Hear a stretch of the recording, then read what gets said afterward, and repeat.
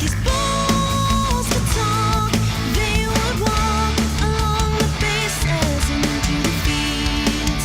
If these balls could talk with Mark and John and producer Pete. I'm not ready.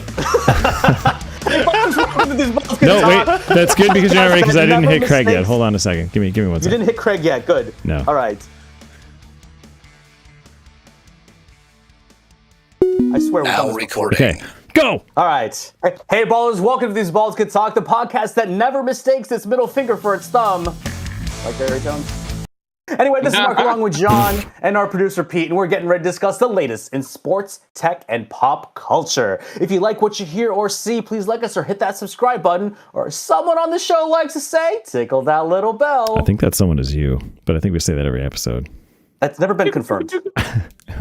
Or Joining us denied. tonight is a man who has been on our show for the 9th time, which is more than any other guest. He's a Mets and Giants fan, so he has much to commiserate about. Originally from White Plains, New York, it's Jefim Piekarz. What's going on, Jefim? Jefim Christopher Piekarz. Hello, gents. Hey, gents. How are you guys? It's good to be back. It's good to be back. Number 9. Lucky number 9 here. Number 9. Number 9. Oh, I'm on the wrong camera. Number 9. Which Mark, what's going on? Subsequently, a great beer by a defunct brewery. Mm-hmm. Oh, R.I.P. yeah, right. They're Magic Hat. done. Wow. Yeah. R.I.P. Amazon just did it. They just went to and Drinking related one out for Jackson Dart to Magic Josh Hat. Allen. Oh, now I don't have lighting. I was so prepared for this show. They made a Josh Allen allegory to Jackson Dart. They did. They just did it. Wow. John. It's happening, you guys. It's really happening. The hopium is at a highest level I've ever seen in this show for the Giants. I love it. But you know So what? if my score was right, by the way, this is like, apparently I only predicted the first half score, not the actual score of the game. So they're already, this is your full. Did you put in your score for this game? Oh, no, I didn't know called we were picking tonight. Three touchdowns and a well, actually, it'll be my if the Giants get blanked in the second half. I'm going to but I guess it's at least 20-17 Giants. That's my prediction. Not only is it at least, it's exactly. Yeah, I know. But I mean, That's probably going to do one more score tonight. Hey, Mark. It'd be a While pretty we're shitty fucking second half around, if it stayed this way. I only Yes, see John. a wheel. I only see a wheel from October 2nd, and today is October 9th. And I checked on my phone and my laptop. Don't worry, guys. We really have our shit together, but it's fine. This is a well-oiled machine here, boys. I never hit send. I never hit send, Jonathan. Hundreds of hours of content, you guys. It's all Yeah. good. And it all comes crashing You down put a fast tonight. one on us. All of a sudden, you just started the show. Well, you heard the music, right? All did of hear us the started music. 10 I heard the minutes. You guys heard the preamble. music. I heard the preamble, and then all of a sudden, this show is just starting. Listen, Pete did it right. He's like, all right, guys, let's move this thing along. He's being a good producer. That's what I got to do. John, can you tell how you've been and do the wheel at the same time? I did do the wheel already. Look at that. Look at that. Oh, magic. So, John, how have Right. you been? Some fourth quarter I was gonna comebacks. say, right now. lead me in for real. I don't know. This week has been sort of a roller coaster ride of emotions. Do tell. So, well, no, I mean, we're gonna bitch about it all show. I'm gonna bitch we about it know all some of show. the reasons. Yes. Yankees are out. And I'm gonna say it, but I think that it might have had to do with Yankee great Don Mattingly sitting in the Toronto Blue Jays dugout. The curse of the Mattingly. I didn't even doesn't know happen, yeah. until I saw him. I was like, "Holy shit, Don Mattingly's in blue! What the fuck is going on?" What is he doing? Why was he there? Why was he there? He's a batting coach. He works for them. Is he? Yes. Wow. I thought he had like some. He literally position in works Major for the League Toronto Baseball. Blue Jays. Yeah, it's for the Toronto Blue Jays. Huh. Uh-oh, I think I got in trouble. Oh no, you got yelled at.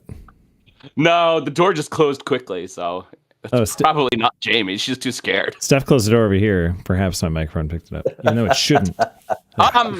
Jamie and I are still watching Brilliant Minds, which we're going to go through pretty quickly. That show is incredible. Out of this world incredible. It's so good. You guys should watch it. I had a crazy busy week and a crazy busy day. I just did a PTA meeting, and that went really well. And yeah, it's been kind of a good week. It's good. So John's been adulting. Yeah. Now, what's going on with you, Mark? Besides not being prepared for the show, literally at all.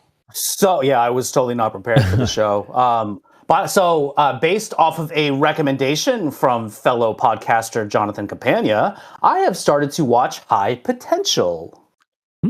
Good choice. We watched And- High Potential tonight too. I think that's my new favorite show. Does the show have potential Like- that may be high? It's essentially like a very housey cop drama, I think. Yeah, it's a very healthy cop drama. Okay. She Only has it's better. it's- It's better because it also creates kind of things from like How I Met Your Mother, because there's flashbacks, but they're reenactments of flashbacks, which I don't know. I'm really liking the show. Interesting. I'm only Well, halfway through the first season right now. they do reenactments of her autism moments. Yes. Interesting. She has Well, no, autism they problems. do. Yeah. Because she's like trying to reenact the whole scene and whatnot. But it's a great show. I Very think cool. she's Really so good show. for it.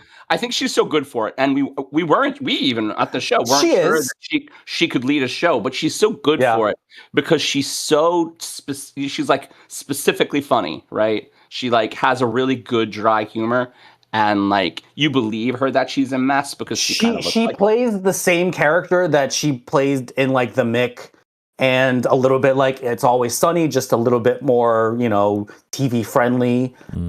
But she's that is like she does that character very, very well. Speaking of How I Met Your Mother, did you clock Kobe Smulders' comedian husband?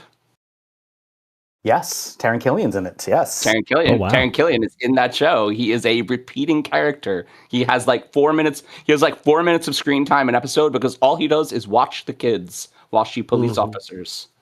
He that's- still has a starring credit in the show. Like he's in the main title, or the That's whatever the cool. opening scene is. Is that like That's the, Kobe Smolder's husband? Kobe Yeah. Smulders' husband. Huh. You didn't know that?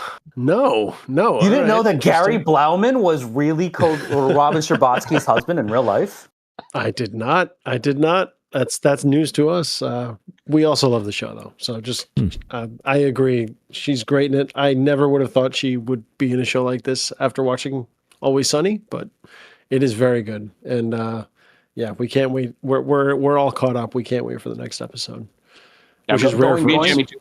Me and Jamie too. We watch it every week when it comes Going out. back to How I Met Your Mother, they're doing a rewatch podcast of How I Met Your Mother, and I believe they're in the second season now. Although I'm So not can caught I up ask- on those. Can I ask a completely unrelated question? Did Okay. Colin Jost or Taron Killian bag the bigger fish? Because they're both kind of wienery, but they both have really awesome hot wives. I mean, Are you saying like who I think Scarlett's who batted up? a slight Who level batted up above more? batted up Kobe higher? Smulders there. Because they're both, they both don't deserve their wives. Let's No, just but be honest. Scarlett is like a whole other level. Like Colby is successful for sure, but And beautiful. and beautiful, And hilarious. Yes, all those things. Yeah, but the problem is but Scarlett's like it's a relative scale, though, right? Yeah. Because like, let's just be honest. Like, Colin Yost is better looking than Taron Gilliam. Like, it's yeah, so like Gilliam looks numbers like wise, the class clown. Similar. They could be brothers. Right. Colin Jost They acts married like the same class guy. clown. Bowman is the class clown. I mean, That's Colin an excellent Yost is question like. that I think we'll have to ponder for another episode. I mean, Colin Tell us in Yost the is comments. like Yeah. he's like a 6 or a 7, right? And Taron, like, come on, like Taron, He's from like a Staten Island. I 5, think it's a little maybe. lower than that. He Yeah, went to you're Harvard. Oh man, if he's like a 6 or 7, I'm lucky. I'd be lucky to be a He 5. went to Harvard. He writes SNL. That man. Anyway. Oh man.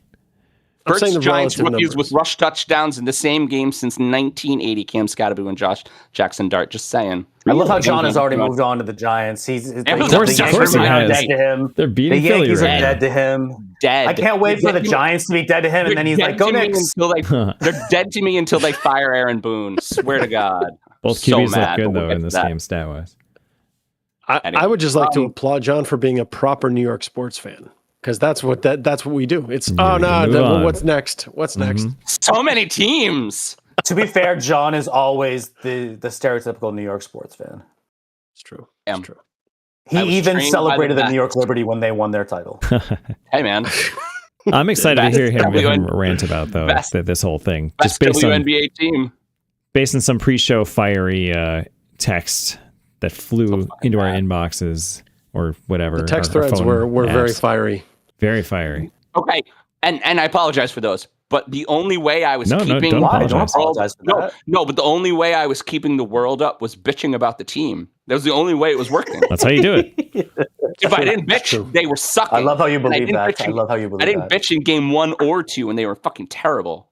So It's true. Bringing It's the true. heat is how Pete- stars keep themselves from collapsing under their own mass. So you know, He wants you to catch you're us just up doing on your how thing. your week has been. All right. that's literally wait. That is literally the most Pete segue I think you've ever said. Science. I love it. And now, what have I been up to? So much. John, listen. If I've read the show, I'm gonna know how much you're just gonna unload on New York sports, especially Aaron Boone. So I just want you to hold it all in because I just want it to burst out into just a big I want you to get on your soapbox and just profess your hatred to Aaron Boone. Oh man. All right.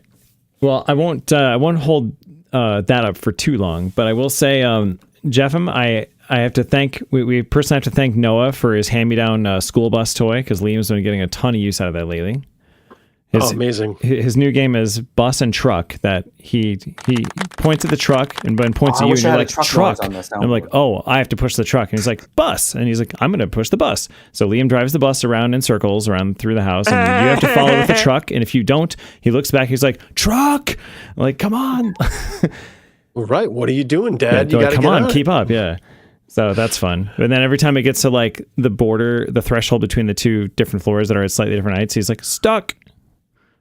Like he's playing. But I mean, he gets it stuck or free. truck? Yeah, no, the bus. But he gets it free, but he has to announce that it's stuck every time. It's pretty funny. Noah loved to say to us, like he would come over and be like, "Help, stuck." Like it's like you you're like, walked over are you here. Kidding? Yeah, like come on. It's like all right, let me help. This is Liam's just at that stage now where it's like his vocab is exploding every day, but not every word is 100% the correct like usage, or like he doesn't have all the words together. So yeah, stuff like that happens. It's so adorable. He knows what he's talking about. He does, but he doesn't have enough It's words that yet. point. Now the key is, Pete, are you at the point where like you and Steph know everything he's saying, but like, you know, if like John or Mel was there, they would look at you like, that what whole did he just translation. say? Yeah. Yeah. To be honest, he's very knowing how toddlers speak. He's very easy to understand. He's doing pretty good. I literally was like, we watched him for their anniversary. I was literally like this with him. I'm like, yeah, I get it. I'm on. Yeah, Jeff, I would say it was like that skim a about lot, though. it was like that about 2-3 months ago, and since then he's been learning like a word a day. It's crazy. Yeah. So it's it's- amazing. Is that He really, suddenly John? Is that flipped really that how switch, toddlers and speak, now or he's is that just going. how adults deal with toddlers? It was like today. He's They like, just say, "Yeah, very good, buddy." yeah, like No, today he was like night downstairs, and I was like, where did you learn downstairs from? Okay. It's I a lot of totally context understand you. clues. Yeah, it is amazing though, isn't it, Pete? They're truly like sponges. They're just how quickly their minds expand. And how much It they is learn. nuts. It's amazing. Yeah. So Have Elsie teach him Spanish. He'll probably learn pretty well. I know. Well, a lot of his teachers there speak Spanish as their first language, so he doesn't call water. He calls it agua. He's like agua, no agua, like or yes agua, like give me agua. Yeah, Does he the say language thing cerveza is yet? amazing. He says hola sometimes or hi. He interchanges them. You should teach him That's cerveza. amazing, dude. Cerveza, yes. Well, he did. Una cerveza, por favor. Did I tell you guys that he did the same thing for Steph that he did for me, where Steph was Yeah. before she got to leave for work, she came over, or Liam comes over unprovoked with a bottle of wine and a glass for it. I'm like, where did you even get those from? Like, how did you reach that? And That's what? funny. And Steph's like, That's funny. it's 8 a.m., dude. I gotta go to work. 8 a.m. Oh, you didn't tell me it was like in the morning. Yep, 8 in the morning. She's trained amazing. him well. I guess it was amazing. But anyway, I guess Steph leads a hard life. so that and we're got about week and a half, 2 weeks left on a pretty big project at work. So I've been pushing hard on that. Meanwhile, where there's construction still going on like crazy over there. Got my own office though. It's settled in there now. So I've been enjoying that. And I guess that's about it. I can't really think of anything else. Let's move on. Hey everyone, why does Jerry Jones like to talk so much? Why, Mark? Why, Mark? I don't know. He's a fucking egomaniac. It's time for warm up your balls. Was that AI Jerry, generated? you can't buy those children, Jerry. They're not for sale. Yeah. During this segment, Pete will spin the wheel that will randomly select a question for our guests to answer. Are you ready, Pete? Yes. Oops. No. Now Guys, I need a timer. Hold on. I'm not as ready as I thought because John's name is like 5 pixels Not too high. ready and it as was you bugging think me. I Okay, am. now I'm ready. Oh, I hate it when it's 5 pixels too high. 5 pixels too high. Ugh. Okay, here we go. Pete, this is riveting. You guys want me to talk about Jackson Dart some more? No. What's something you'll never do again? Uh-oh. I'm gonna guess the answer Talk from about John Jackson is Dart. not talk about Jackson Dart. But what do you got, Jeff?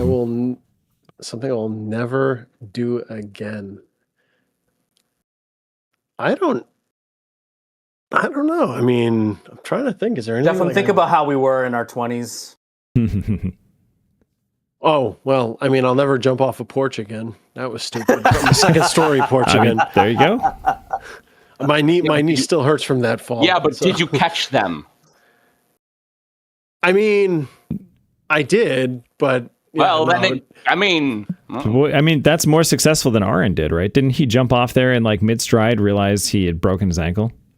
he shattered the ball in his foot. The back. He shattered it. Yeah, Oh no. God. No, I just tweaked my knee a little bit, and to this day, it still kind of hurts a little bit. Oof. So, Eek.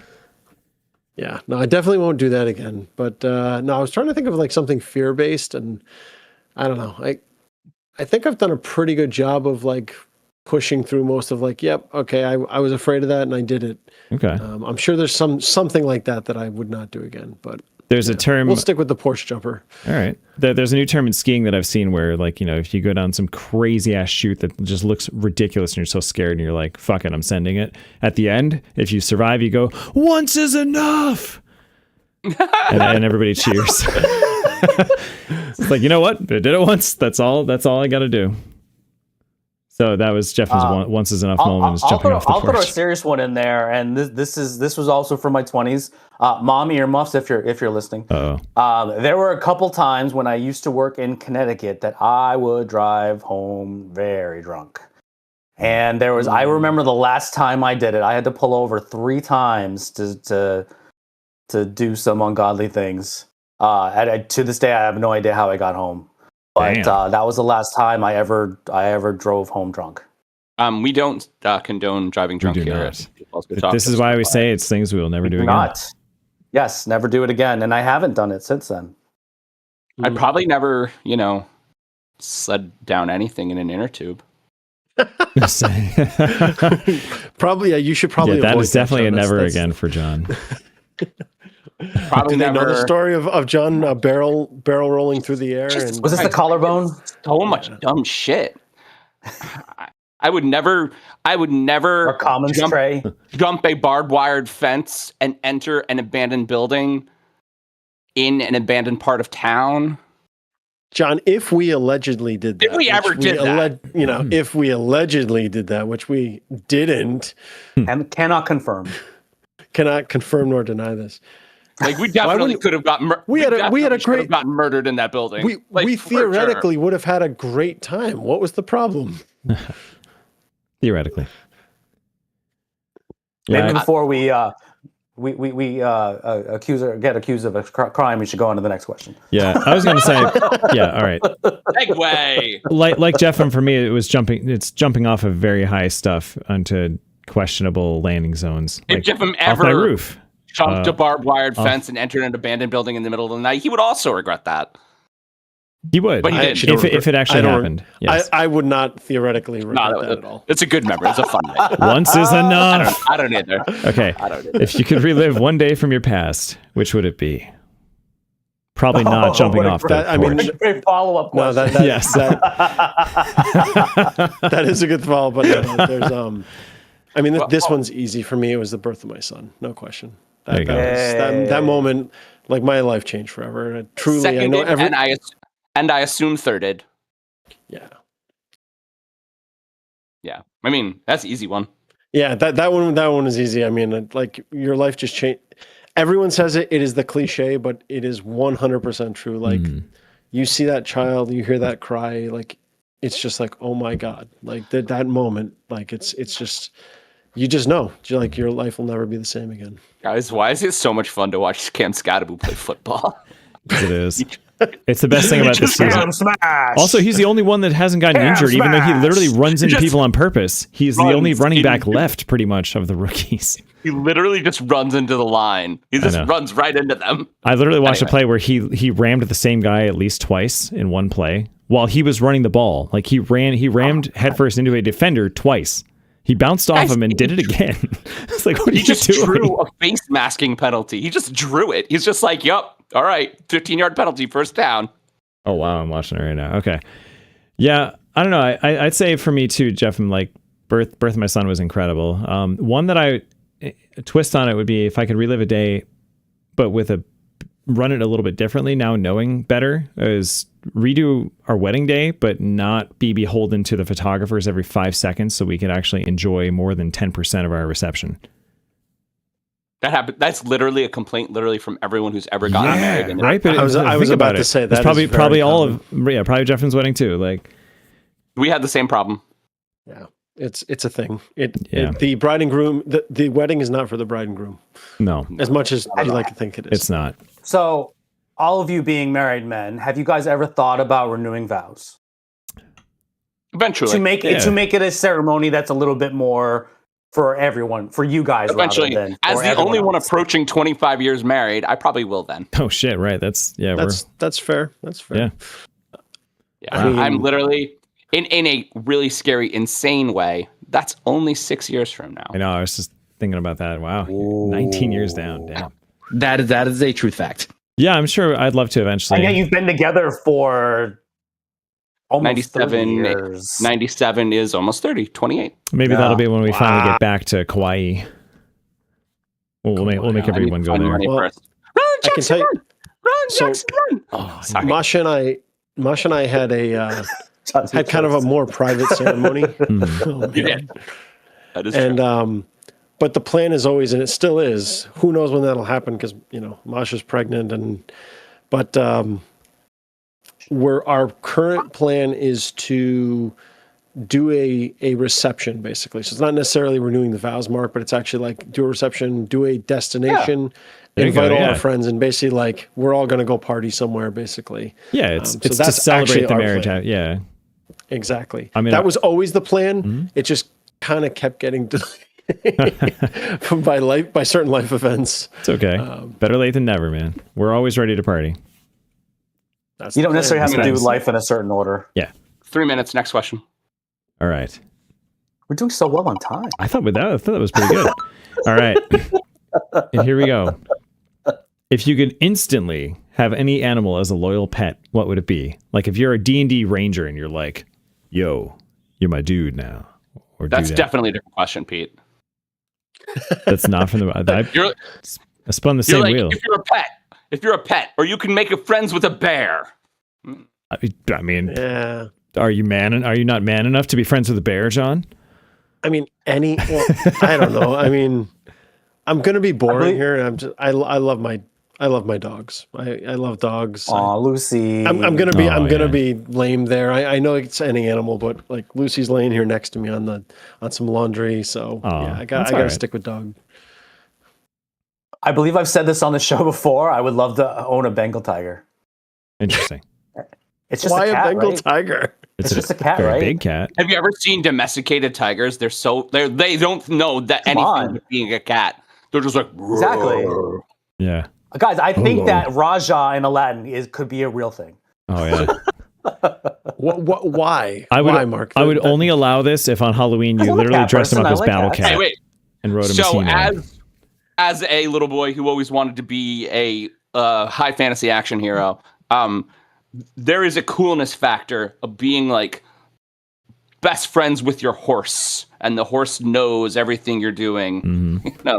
So like you just you like whistle, like, and the horse comes over to the window you're gonna jump out of, like shit like that.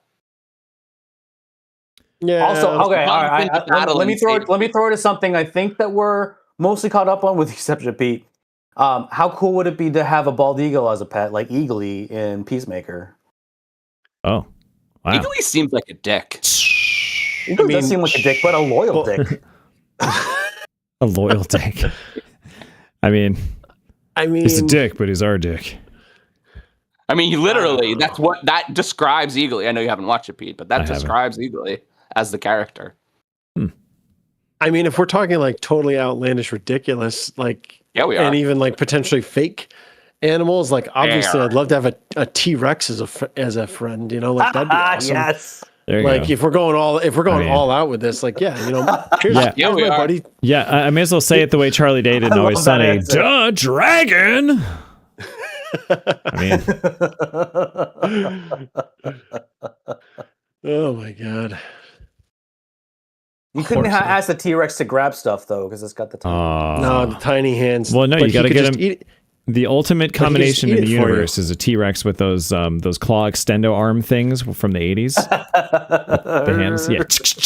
There's a T-shirt that had that. It's like, now I'm invincible. Or if it had Go-Go Gadget arms. Oh yeah, T-Rex with Go-Go Gadget arms.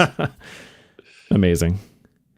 No, but you know what I'm saying? You're like sitting in traffic on 278 here on our way into the city, and you're just annoyed at this car in front of you. You're like, gee, could somebody take care of this car? And then there's your T-Rex. Rexy, can you go out and, just takes care of that car? I think the T-Rex would take care more of than one car. Exactly. That's the point. Right. Just clear a path. Straightforward. I mean, if that's why, first of all, if you're stuck in traffic with the T-Rex, why aren't you just riding the T-Rex? That's true. Oh, man. Mark, you just took this a totally different direction. Yes, that's amazing. And also, what car fit the T-Rex? Oh, yeah. It's a very big car. Okay, point taken. All right. All right. We're at time, and on T-Rex, I think we should move on. I mean, I think that's amazing. Right. And now we hand things off to Pete for his returning segment. Mighty Morphin Power Rankings! I was going to create a song for you and I forgot. It's There's so many things online. Power There's Rankings. so many things online now that you can get AI on that AI shit, song. man. Pete moves a bunch of icons around on the screen. It takes way too long on a late Wednesday night. Okay. They're so much fucking fun to watch. They're literally Scat and Dart are just throwing their bodies at people. I'm so excited. I love how this somehow tried to create a hyperlink in my text here. So here we go. Is Cam Scatterbo going to take over your man crush than Jackson? I love them both equally. Look at him. He takes that guy out to get the first down. He's like, "Nah, I'll kill you, and then I'll get the first down." Cam Scattergo does his own blocks. But do you want to be John's like love interest in this scenario? Because I remember it was Judge and Volpe before, and we all know how he feels about Volpe now. So I'm just saying, when he has a fallout, he's still going. He made it! Oh my god, that was the best one-run touchdown run I've ever seen.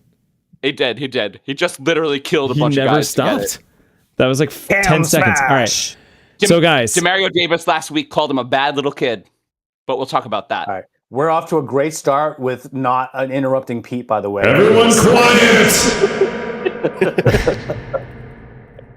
Okay. All right. So, guys, the Eagles lost, but they're still on top. Detroit and Tampa Bay, you look awesome. With Baker finally getting his due as one of the top QBs in the league, I think. He's been the leading passer in yards for multiple seasons now. I mean, the Bucs offense looks great. You're not allowed to grab his fucking jersey. Rams lost a tight one to a resurgent 49ers because my Mac Jones dominance scenario is coming true. Called it. But those four stay above every team in the AFC in my rankings this week. So AFC, you're on notice. Bills, you're holding in the top 5, but barely after that performance. Pat's exposed a lot of weaknesses. Chiefs, you look too good to drop any further right now. That was a great game, but you let it slip away. And the Colts, it doesn't seem sustainable, yet it is. Fucking 7, Lord. Touche, Danny Diamonds. The Jags, they steal a win on a 99-yard pick six and a stumbling, bumbling, and then rumbling Trevor Lawrence to rise up 3 spots on my list. To make up for last week and everybody else moved up and down, somewhere here because I was lazy last week and didn't move like 5 teams, got called out for it. So guess what? Almost everybody moved this time. And the Chargers and yikes, Ravens again are an injury free fall. It's not looking No, good. yikes guys. is the word. Yeah, just they're the team. Their team name is now the Yikes. So apologies, 49ers and Pats fans. Your teams are way better than I ranked you last week, and you both got statement wins to prove it. And can Neolithic age Flacco stop the Bengals bleeding? Can the Saints keep this up? Can Cam Scatterbo just play every position for the Giants, please? And can the Jets Jets any more than this? And that's all I got, guys. I'm going to give you guys the floor. What are your thoughts? Have you perused the list? That was so succinct. That was really good, Pete. It's like you did the thing that we talked about. I did not like my delivery last week, so I got to step it up here. The Ravens are yikes. Very The Ravens yikes. are yikes. I understand they're very, very hurt, but they look like they don't want to be there. Yeah. Guys, 2 weeks ago, I had them ranked 3. They're now ranked 20th.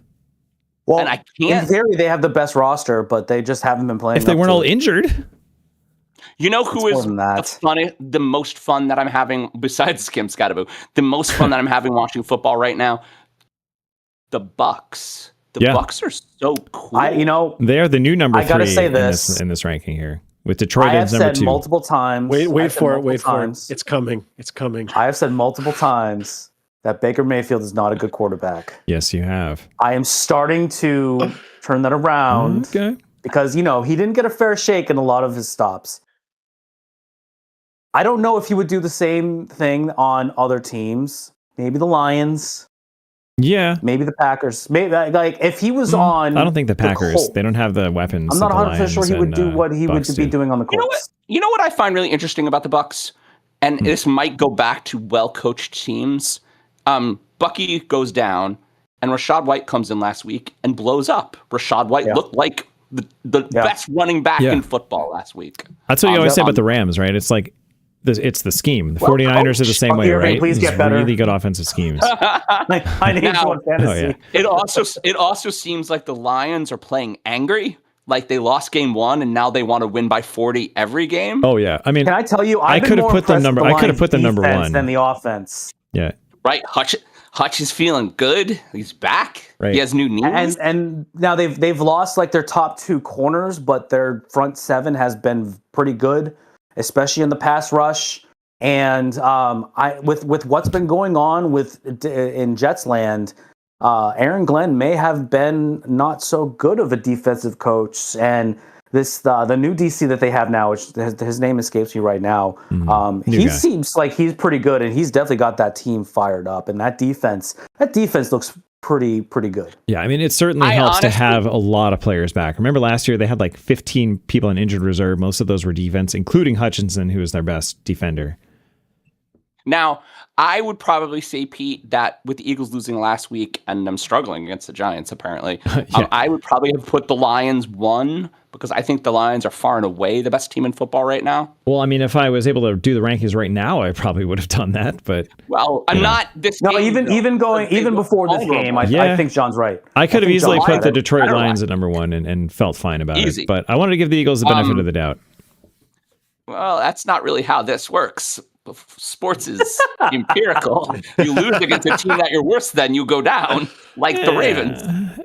I think that probably the Packers, I still have questions about. The Packers look very vulnerable. They so many questions about the Packers. Yeah, now, I've always said, like, Packer, what have you done? Like, Matt Flynn has done nothing. Wait, it's not Matt Flynn. It's Matt LaFleur has done nothing as a head coach. Jordan has done nothing as a quarterback. It's like you have to do something before you are the favorite, I think. Right? Keep in mind, I did not move them this week because they've been on a bye. So I do tend to try to avoid moving teams much, if at all, if they're on a bye week. I try to move around them, but unless there's a meteoric rise or fall from some team that necessitates me shuffling a bunch of teams down or up. I don't understand the Colts right now.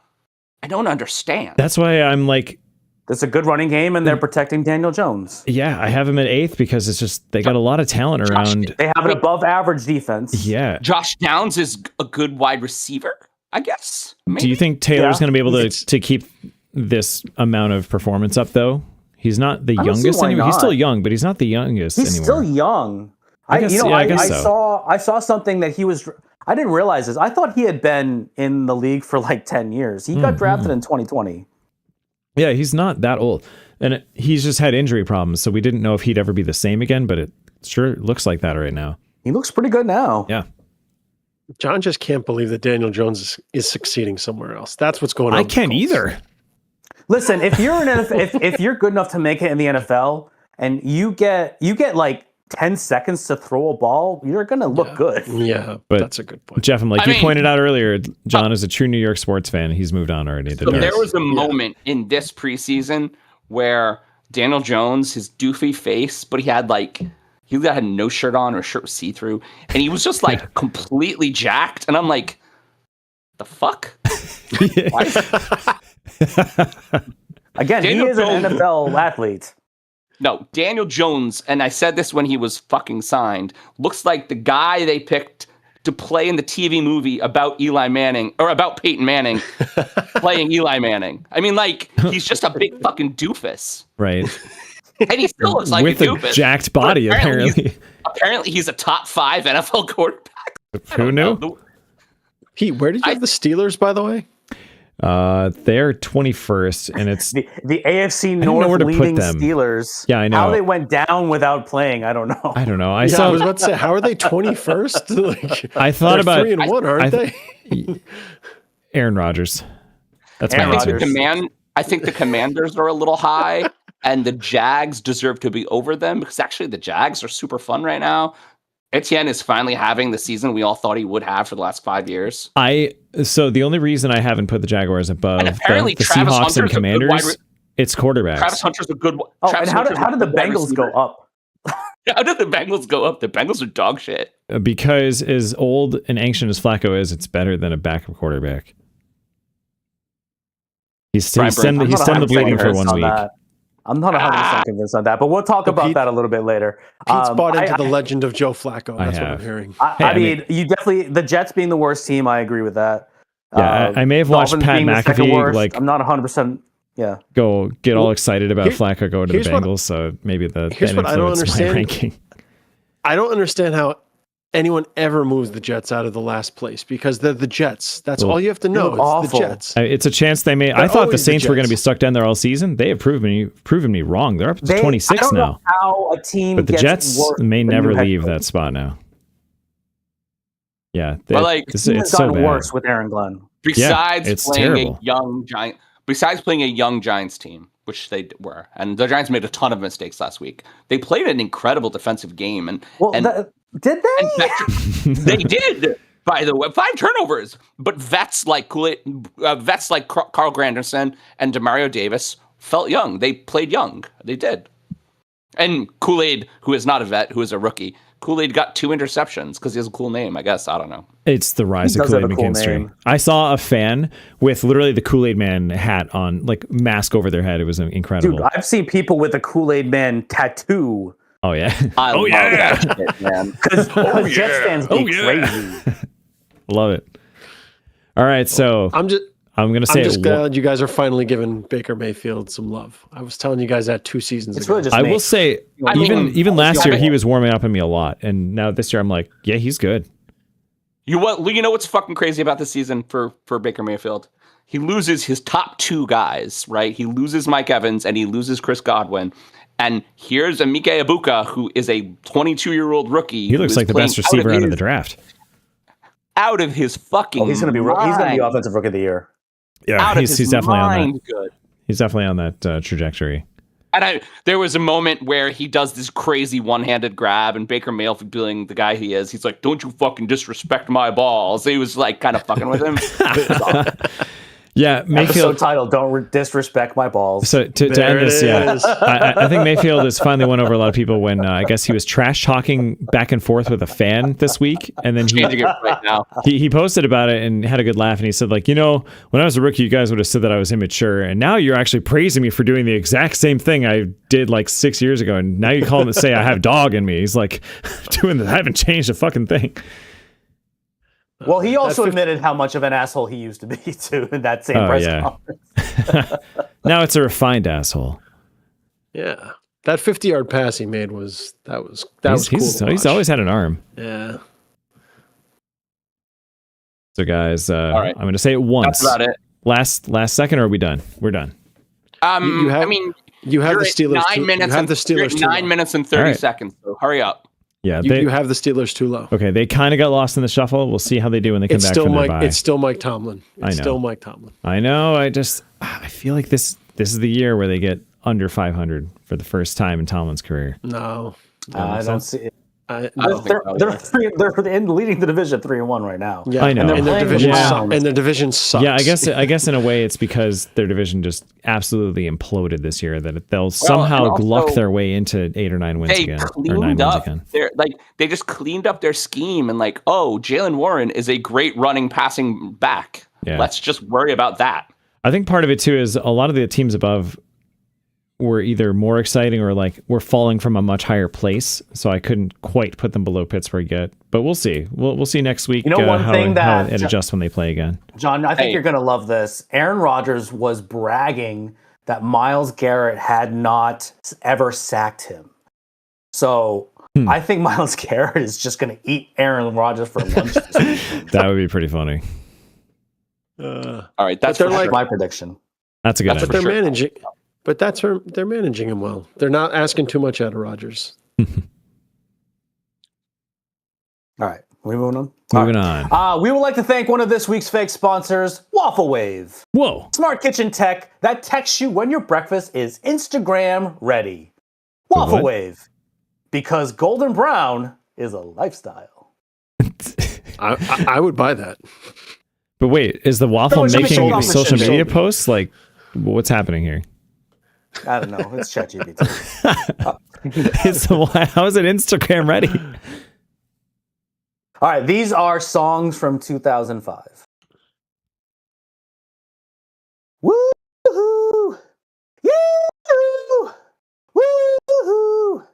Yeah! If I could escape and recreate, first topic in my own world. And if I could tell your favorite girl forever, perfectly together, and tell me, boy, now wouldn't that be sweet? Nice. I would have also accepted just woohoos the entire time. That would have been fun. We're going to start the show with one of my favorite topics, NFL head coaches on the hot seat.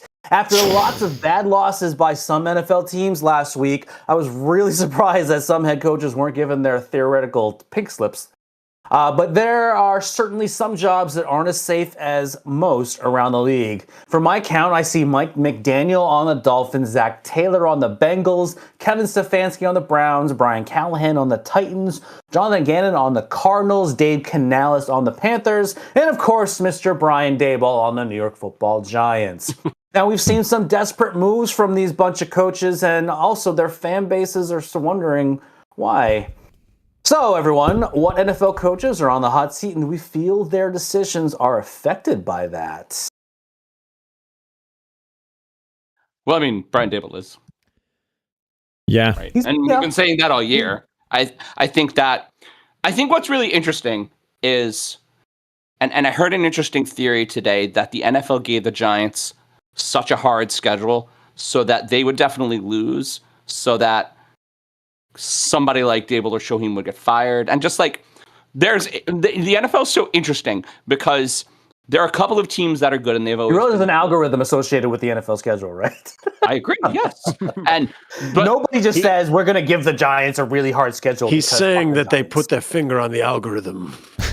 I'm saying that they made the Giants be bad so that they could fire people so that it would be a news story because it's all controlled. Yes, there's an algorithm. You're very much right. And I think that it's clear now what's going on right now is that the Giants have life for the first time in 5 years. And I don't know.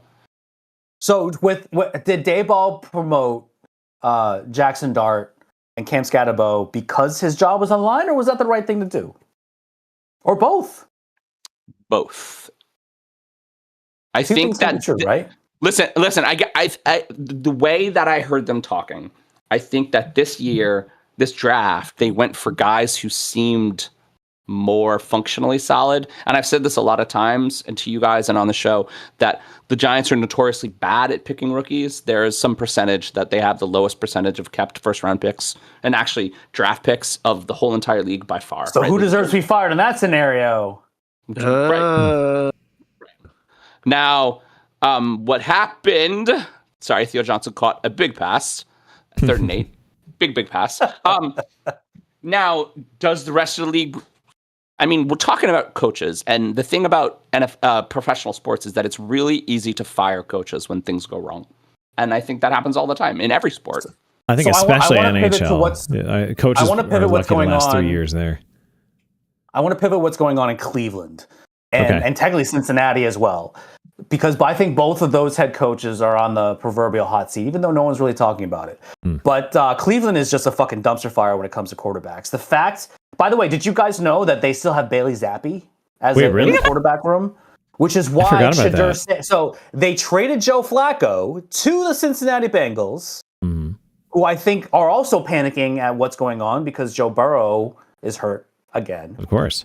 And their backup quarterback, who's been on the team for 3-4 years, I forget how long, but it's been like a pretty good backup. He knows that offense. He's got rapport with everyone on that team.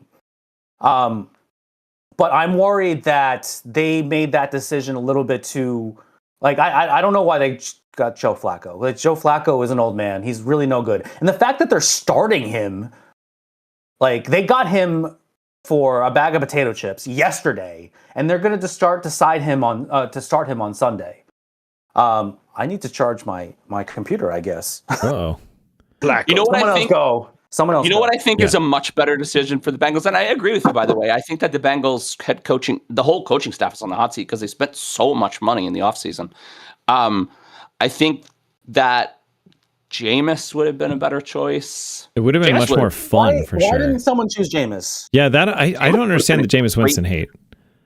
With the amount of high-powered receivers on the Bengals, Jameis would have been the right choice in my mind. I expected Jameis to leave and go there, by the way. That was my thought. With great power comes great interceptions.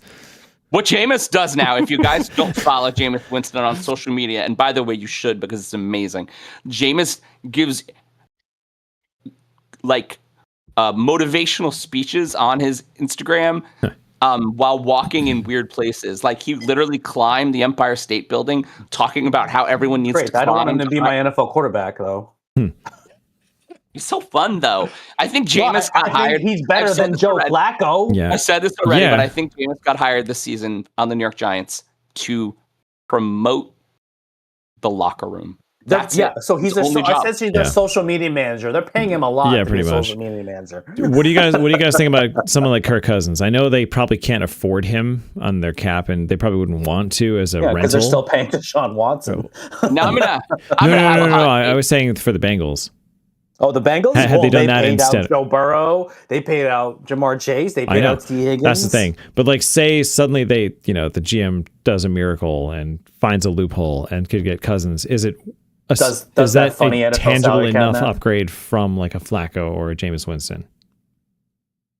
Well, it's a tangible enough upgrade for Jake fucking Browning. Well, yes, right now, all the Bengals want to do right now is not have that bad of a record by the time Joe comes back.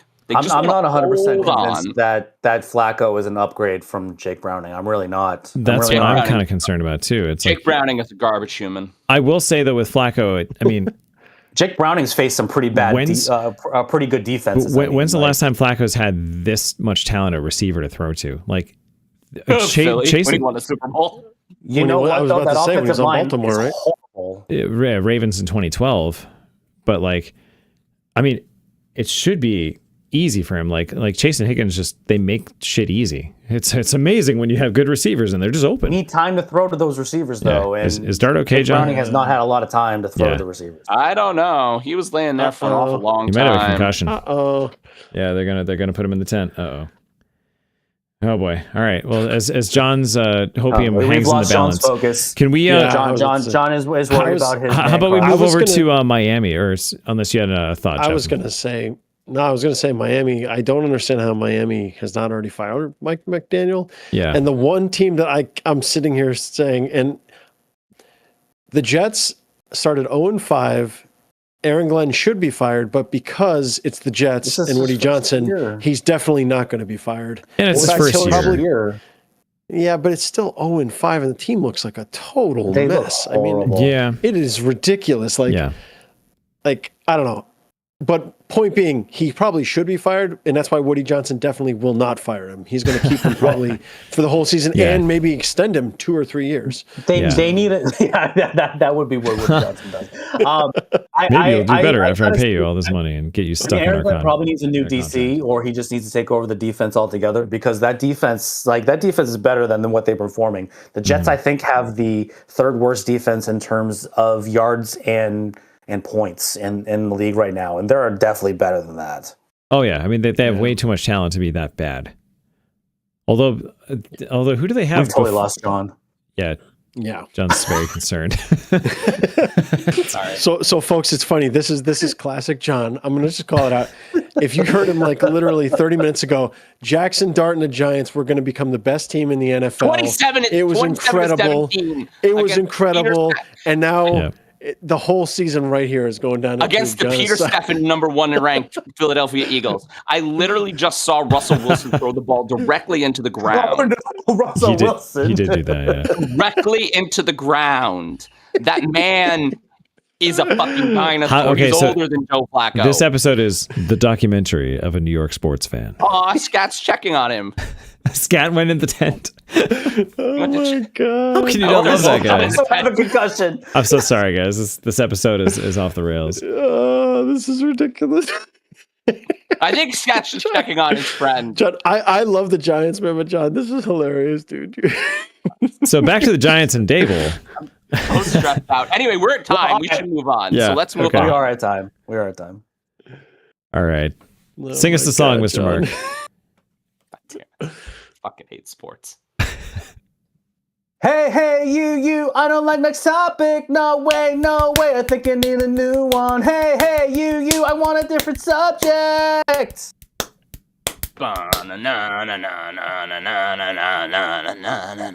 No, that's the wrong song. Yeah. I think that's like, what is John that sounds a little heavy for Avril Lavigne, but I mean, she was pretty heavy. Yeah, he was thinking of Green Day, I think. So distracted. That was Avril Lavigne. Actually, I would like to see a mashup with those two. That'd be kind of fun. Green Day and Avril Lavigne. Why not? Do a song together. Green Day is sold out for like 20 years, so who cares? So as I prep this as a baseball episode and the hype, I'm just going to go to baseball. That was my only football topic. Are you fired up enough now, John? I can't right now. Channel John's shot. He's shot. He's in shock. Can't right now. He's out of the blue tent. He's out of the blue tent, John. He's out of the blue tent. So handsome. Don't get distracted. Let John rant. All right. No, fuck it. We're going to go. Football. We have to stay themed. So building a new team is kind of hard. And after a successful week 4 against the heavily favored LA Chargers, the Baby Giants, and this is what I'm going to call them now, fell to, in my opinion, a lesser team this past week to the Saints. The collapse was marked by a lot of mistakes from the young Giants, which led to 5 overall turnovers. But the defining one was Cam Scatterby fumbling in the red zone, which turned 86 yards the other way into another Saints score. And really, the game. Cam took to Twitter that evening to apologize to Giants fans, promising to do better. So is running through linebackers 1 minute and being publicly accountable the reason we like Cam Scatterby so much? Also, the Giants clearly have a lot to work on, but do we still think the overall delta between this year and last is telling of them going in the right direction? We can't get much worse than it did last year. Yeah. So, the delta is obviously going up. This all hinges on Dart, and it's what saddens me with this whole thing and all the questions you have, John, is that we don't really get to know the rest of this season what the full potential is because you lost Neighbors the same game that Dart goes in. I was my hot air of Giants hope deflated a little bit when that happened. I have an interesting question though. And this is probably throughout sports. Can a team survive too many big personalities? And Dart 100% wants to be the man, wants to be the biggest guy on the team. You can tell. He's just full of aura. I mean, are you the San Francisco 49ers? Because they apparently can do one that. day. Well, yeah. I mean, can they though? And again, this comes all the way back to. What do you mean, can they? They won. They beat the. They're doing it. What Pete donned as the fourth best team this week with their. Well, they were the second best team in the week that they beat them, rushers. Mark. Well, Mark, I had the Rams number 2 last week. If And you then let the me Niners finish. beat them. Sorry.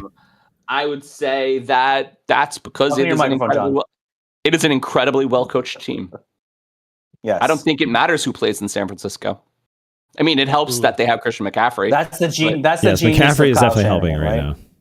but Actually, I mean, I heard this on Pardon the Interruption when they had Steve Young as a guest, and he was talking with Kyle Shanahan, and I guess Steve Young brought up an instance like, well, what happened? Like he was going through the offense, and Steve Young was like, asked Kyle Shanahan, it's like, well, what happens if there's a blitz? And Kyle Shanahan was like, what do you mean? We don't change anything. So I guess whatever offensive philosophy they have that they essentially it accounts for any It's defensive blitzproof. scenario. So I mean, essentially, a quarterback has to think less. look at That's the his current philosophy. Wow. look at the current Niners depth chart, right?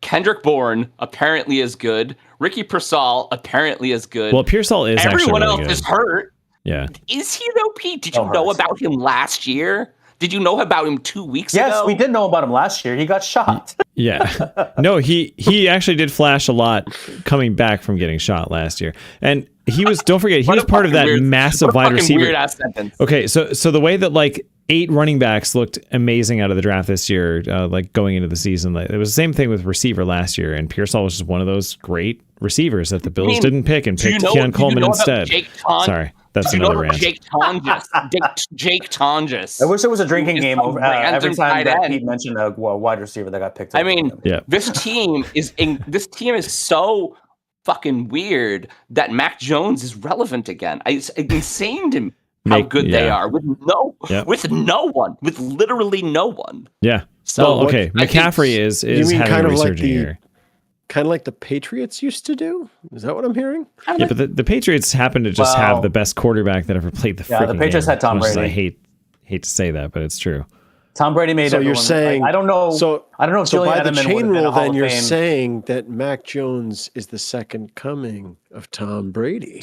Well, hold on. Jake. You saw the way I threaded that one. He's back. He's not concussed, everyone. All right.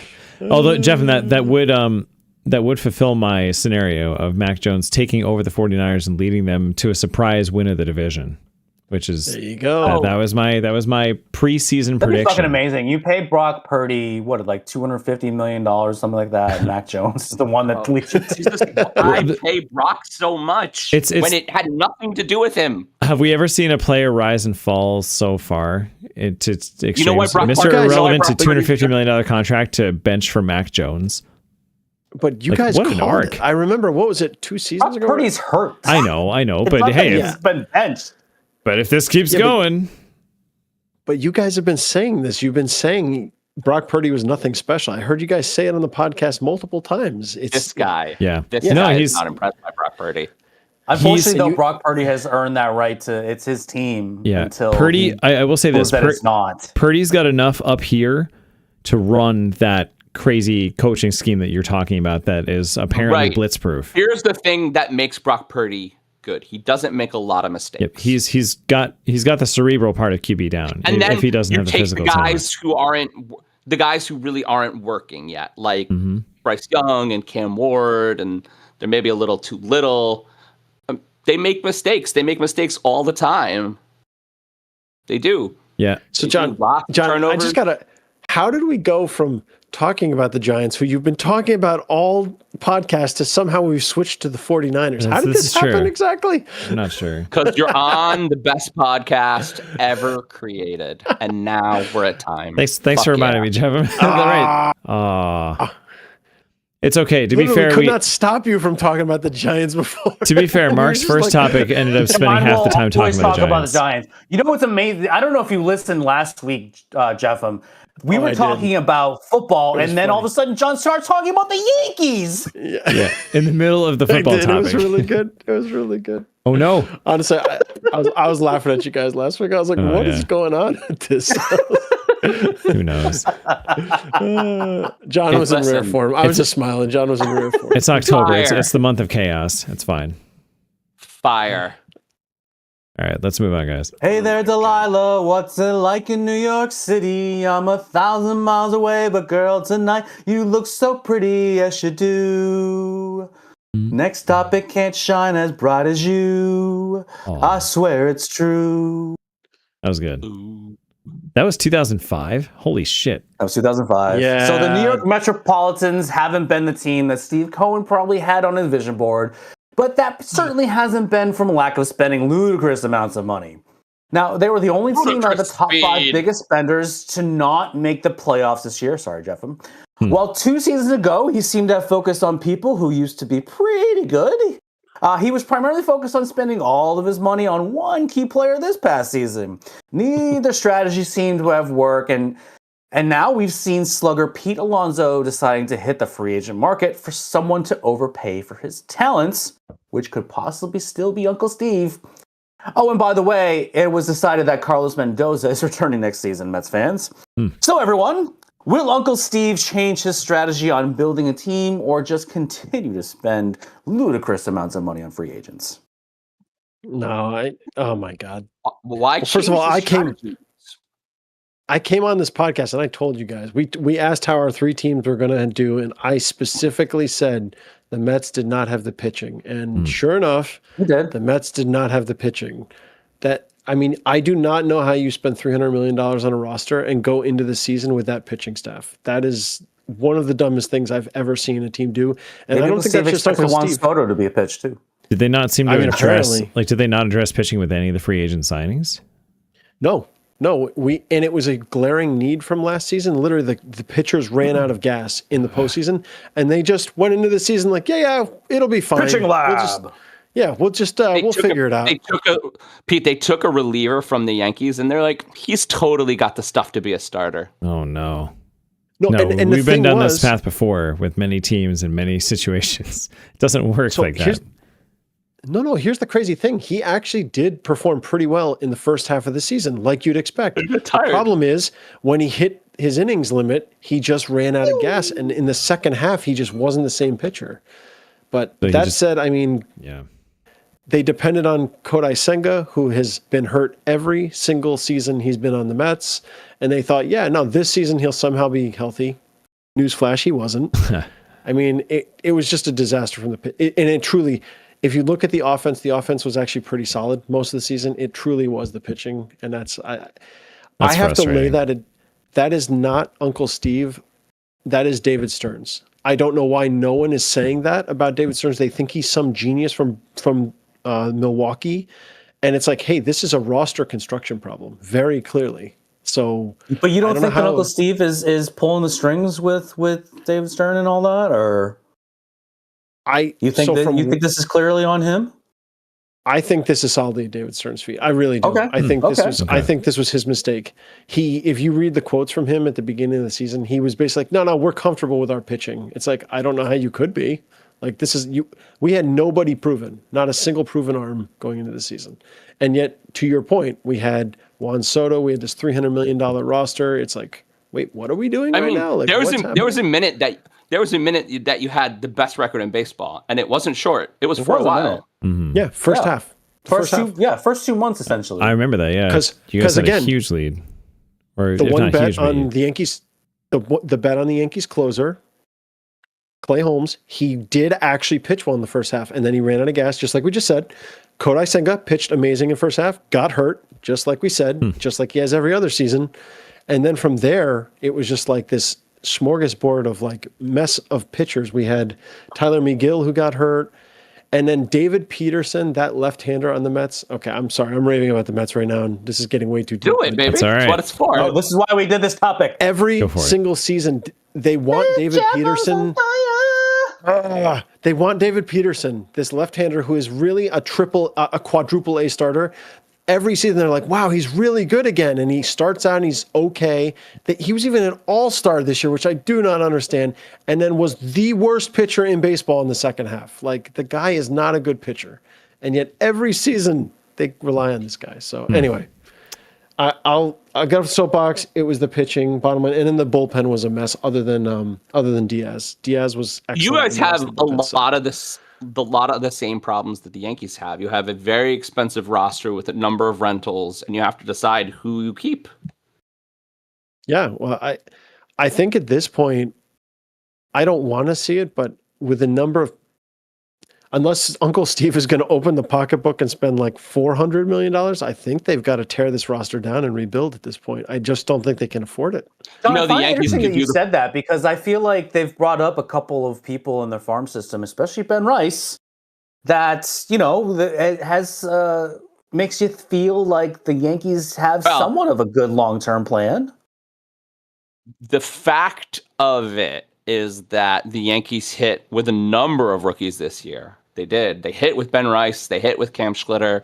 And that's like, it's akin to the Yankees of old, where like that 90s team was all homegrown because it was all homegrown. It was a mixture of homegrown and big free agents.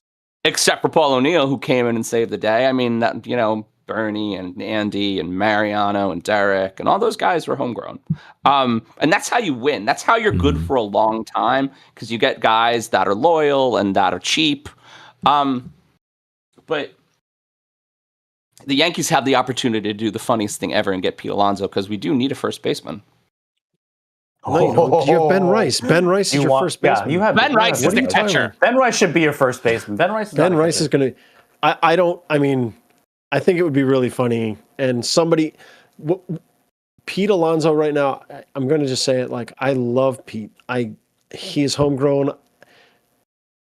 I was hesitant to re-sign him last year. He deserves to get paid. He deserves to get paid, but I'm telling you, he's going to get a lot of money. He's going to get a lot of money, and he's not going to live up to that contract. Maybe the first year, but after that, yes, exactly. He's an overweight first baseman who plays crap defense. He's going to get a lot of money long term. And did the Giants just intercept? They did. That was almost a pick six. John is. Sorry. So Jeff, you're wondering what happened to John's Giants topic. It's just gonna keep reappearing throughout the entire show. Apparently. Sorry. You can only beat good teams. Oh, John. Oh my God. Yeah, but it's going to be interesting to see what happens with Diaz and Alonso. I don't think we can re-sign both. Is he a free agent too? He can opt out, and he just had a contract. He had a career year. He'd be stupid not to. Somebody's going to throw. He's been consistent enough. He's an excellent closer. He's going to get big money somewhere. Yeah, so for sure. The Mets have they got some big holes, and my honest opinion is that the roster is aging. I think they need to. Yeah. What do you think about Lindor? Like, is Lindor was excellent. He was still producing. He was still excellent this year. Up to the contract? Yes, 100%. Okay. Yeah. Last year, this year, honestly, Lindor, I have no question marks about Lindor other than he's aging. That's my only concern. But he was still after this year. He still played plus defense this year, and he was still a great bat. I mean, it was him. And I mean, is he still playing shortstop? He is. Okay. And he's still playing plus defense there. So he still has an excellent arm. He still has good range. So I more meant like Jeff McNeil. They don't have a center fielder. There's so many holes in the team. Unless he's going to open up I don't know how he does. I don't know how he opens it up. I don't think got that kid from Baltimore. Which one? Tyrone? I don't remember. I just remember there was some kid from Baltimore that was making some insane catches in center field, and then all of a sudden I found out he was on the Mets. I'm not sure who you're. It's a great Tyrone story. Taylor, is that who you're talking about? I'll figure it out. I'll find out who it is. I'll get the research department on it. Okay. Awesome. Well, all right. bottom line, for a time. The team has a lot of holes. I actually seriously, the only positive we have coming out of this season is we had the 3 rookies come up, 3 rookie pitchers, Nolan McLean, Jonah Tong, and Darren Sproat. And honestly, there's a lot of promise there, so that's pretty exciting. But All right. I don't know. You're mentally We'll have to ready see. for a rebuild year or two? I mean, the Mets are perpetually rebuilding, so Cedric Mullins. Right. No. Oh, okay. I don't know about him. I didn't see him too much this season, so The rest of us were merely. He got picked up. He got picked up after the trade before the trade deadline. Excuse me. Yeah, we were merely. He must not have played much in the second half. I was about to say I watched quite a bit second half, and I didn't see. Yeah, he was known for some great defensive plays. Guys, we're at time and y'all are spinning, so let's move on. You're spinning. I had a good quote too. That's okay. Do it, Pete. End I was gonna it. say, you've all merely adopted the rebuild. Jefim was born in it. Very true. Yes, that is very true. All right, moving on. Whose turn is it? It's your turn, right, John? Yes, Yes. but Mark's, John's indisposed right now. I am fine, but that was definitely an a defensive pass interference. they called the flag. We're doing good, man. We're doing good. He also should have caught that ball. All right, I'm gonna do a Soldier Boy song. Ready? Do it. Oh, Next topic, off on it. Ho! Watch me crank it. Watch me roll. Watch me crank it. Next topic, next Superman. Then ho! I like it. Okay, guys. I think I'm ready. Okay. I think I want to talk about it. The Giants are driving right now. You sure you want to talk about it? Yeah, I probably I need to get it off. All right. So I need a little space for this one. we'll just mute the mics over here. After a disappointing 5-2 loss to the Blue Jays, another sun sets on the New York Yankees. The playoffs were filled with head-scratching decisions by manager Aaron Boone, which was highlighted for me by allowing Anthony Volpe to hit in the bottom of the seventh after the announcers noted that he went 0 for 11 in the playoffs with 9 strikeouts. By the way, the Cam just scored his third touchdown. Cam's got a bow. So and guess what? He struck out again. Guys. Pitching fifth pitcher Luis. You mean during the podcast he's just struck out? No, in Volpe. He's striking out right now. Pitching fifth pitcher Luis Gil against a rested Blue Jays after their bye in game 1, and keeping Jason Dominguez on a playoff roster spot to bat him once in the entirety of the playoffs, and many, many more things that I wanted to strangle that man. So how does a low floor or a high floor, low ceiling manager like Aaron Boone affect a sports franchise? And do we think that I'm finally going to be rid of him? I want to know what you think. Yeah, what do you think, John? How long? I think I'm never going to be rid of him because this is a fucking nightmare. Did you hear he actually got asked after they lost? Someone actually asked him, "What do you think do you think your job is safe after this season?" And his response was, "Oh, well, I'm under contract." Oh no! Really? That was his response. No self accountability there. That was his response. Damn. How many years? So I don't think. How many years has he Aaron been their Boone manager? thinks his job is safe. It's not safe. It can't be safe. Because, and this is, I think, the same problem that Pete has with Mike McDermott.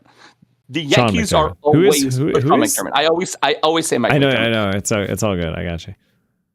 The Yankees are always good in the regular season. They always finish high. They made the playoffs the last, 17 years. But they always lose. I mean, since 2009, it's a long time now. They lose early. And they always lose early. And it always happens. And it's always a fucking stupid, shitty, dumb thing. Always. Mm-hmm. And I think I'm tired of Anthony Volpe, personally, because for him to, and so after that strikeout in the seventh, he struck out again. But after, he literally went 0 for 13 with 11 strikeouts in the playoffs. He's like a little league hitter. In the ALDS. He's like a little league hitter. Yeah, that is super disappointing to me. You have subs, you have other players, you have a perfectly good shortstop that you barely played who led the league in stolen bases. So old baseball, like Jeff and Mark and I know, old baseball, you put a fast guy in the fucking front. You didn't bat your best hitter second. the game was so different. And the overmathing of baseball has made it impossible for me to watch sometimes because I look at it and I'm just like, what is going on? Yeah, well, you can thank all the statistical analysis for that, for sure. But well, is it statistical analysis? Because Aaron Boone, in many cases, we talked about this before the show, seems to be managing for future games as opposed to the game that's going on right in front of him. Sure, and that works when you have a 162 game season or whatever it is. But when you're in the playoffs, it's go time. Like, you got to win every single game. Like, you have to go in with that mentality. He took Max Fried out in game 1 against the Red Sox, and what happens? The Red Sox won that game.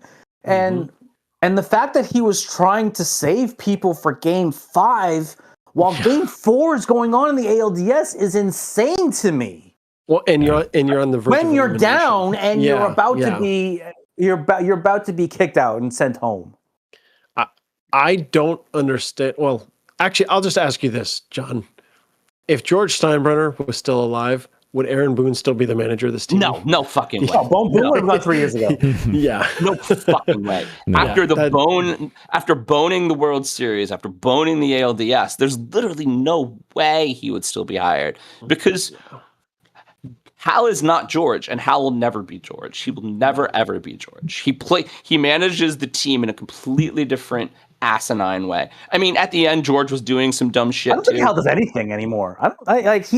You barely hear a peep from him. I think it's just Cashman now. I think Cashman is truly in control of the team. But God. No, I don't know, man. I agree with you, John. He made so many. I mean, to your backing up what you said, Mark, there were so many moments where even if Aaron Boone claims to be of that new managerial type that like, oh, what does the book say? What does the statistics say? I just manage like that. That's what he claims. But we were literally watching that one inning where he leaves your pitcher out there, and So in baseball, the whole point is you want to stay within 3 runs because the idea is if you hit a grand slam, you can regain the lead. Sure. So, and if you're not in that situation, if you're in late innings, you bring in your closer. That is this statistical analysis approach. That is what it tells you to do. Not apologies getting technical on this crap, but literally Aaron Boone didn't do that. He waited until it was a 4-run difference and then brought in his closer. When it was clear the other pitcher was getting batted around, there were so many boneheaded moments with him. It's like, what is he doing? Like, I don't understand how he's managing. Like, it's just he's not managing for the book. He's not managing by feel, because if he was, he'd see his pitcher doesn't have it. So, like, what is he doing? Yeah, I was going to say, like, you still have to have a modicum of common sense and kind of gut analytics to marry with. Like, the analytics should be a tool, and it's an incredible tool, and you should not ignore it. But yeah, it's not your Bible. It should be a tool, right? But just like AI, right? It's kind of that kind of thing. It's like don't let it rule you, but you still have to have those instincts with you to be like to make the right decision in the right time and clutch. And you pitch him as far as he can go, and after 7, he gets tired. He looked tired. Mm-hmm. So you pay Devin Williams all this money, and you fix Devin Williams. You spent all season fucking with him. You fixed Devin Williams. Devin Williams was great in September. He was great against Boston. He was honestly pretty good against Toronto. You play him for 0.2, right? 0.2, just 2 outs. And then you just jump right to Camilo Duval, who is not having a great postseason. Mm-hmm. And he gives up another run and fucking hits a guy. Yep. Yeah, no, he clearly didn't have it. I mean, it was a very, the whole move, all the moves he was making were just very head scratching. I agree that he was playing for like the later games for the next game and not the game he was in now. And honestly, and the whole philosophy, I don't understand why. I mean, you guys have talked about it before in the show. I don't even understand how Aaron Boone is still your manager. The guy's not a good manager. Like, how many years has he been managing the Yankees right now? And then I meant it's been a while. I think it's been longer than that. Now here's the has it real been problem. more than 5? Because I feel like this has been, since we started the podcast, I feel like this has kind of been the identity of the Yankees. And we do. Oh, it's bad. We do have, Definitely been at least 3 years. Yeah. we do have to move on. But the problem the Yankees have now is that Cody Bellinger had a great season, and he is going to want to get paid. Cody Bellinger is going to make a lot of money next year. Where he said he would be open to staying with the Yankees, unlike Soto, who bailed he on gets us. paid a lot of money. But I mean, the problem you have with I don't see that. The problem you have with Bellinger is that this is basically his last chance to get a big contract. So he's going to be looking for a big contract. Like that whoever gives it to him, that's where he's going. Right. I agree. Do it. Okay. You also have to keep a semblance of a bullpen. So all those rental guys, the Duvals and the Hills and the Bednars, all those guys. Bednar, you got to sign long term, I think. They all need to be re-signed. That all needs to happen. No, that's not they good. can't put this same team together. They just can't. And That's so not what good. happens then? What do they choose? Did we just get the ball back again? Are we going to beat the Eagles? Dude, You guys, I think, are going to beat the this game looks like the Giants are the snowball that has now accumulated a lot of snow rolling down the hill. I don't think you can stop them now. Oh, that punch. That's out. Look at that. That That's ball's out. definitely out. That ball's definitely out. Punch. I think mean, AJ Dillon's going to get cut after this game. That was Dylan. John, I will say it's an interesting question because I think in general, baseball managers maybe affect one or truly, if you really think about like how much they actually change the game over a 162 game season, at best 2 or 3 games at best, like where they like really make a difference, right? I think the issue with Aaron Boone in particular, though, is he's definitely on the negative end of that, and he's been on the negative end of that for multiple years. I think we have I would disagree with that. I actually really would disagree with that. I think managers is definitely affect the game more than a couple of games over the course of 162 games. And it definitely gets, I think, somewhat inflated when it's in a playoff scenario. Well, okay, I will say you have Alex Cora, who's a phenomenal manager, as your manager, Mark. So calm down over there. All right? I mean, here's the thing. I'm not even talking about Cora. I'm talking about someone like AJ very Hinch and the Tigers. We have a very similar problem to the Mets. We have kind of a poorly formed roster. It's just poorly thought of.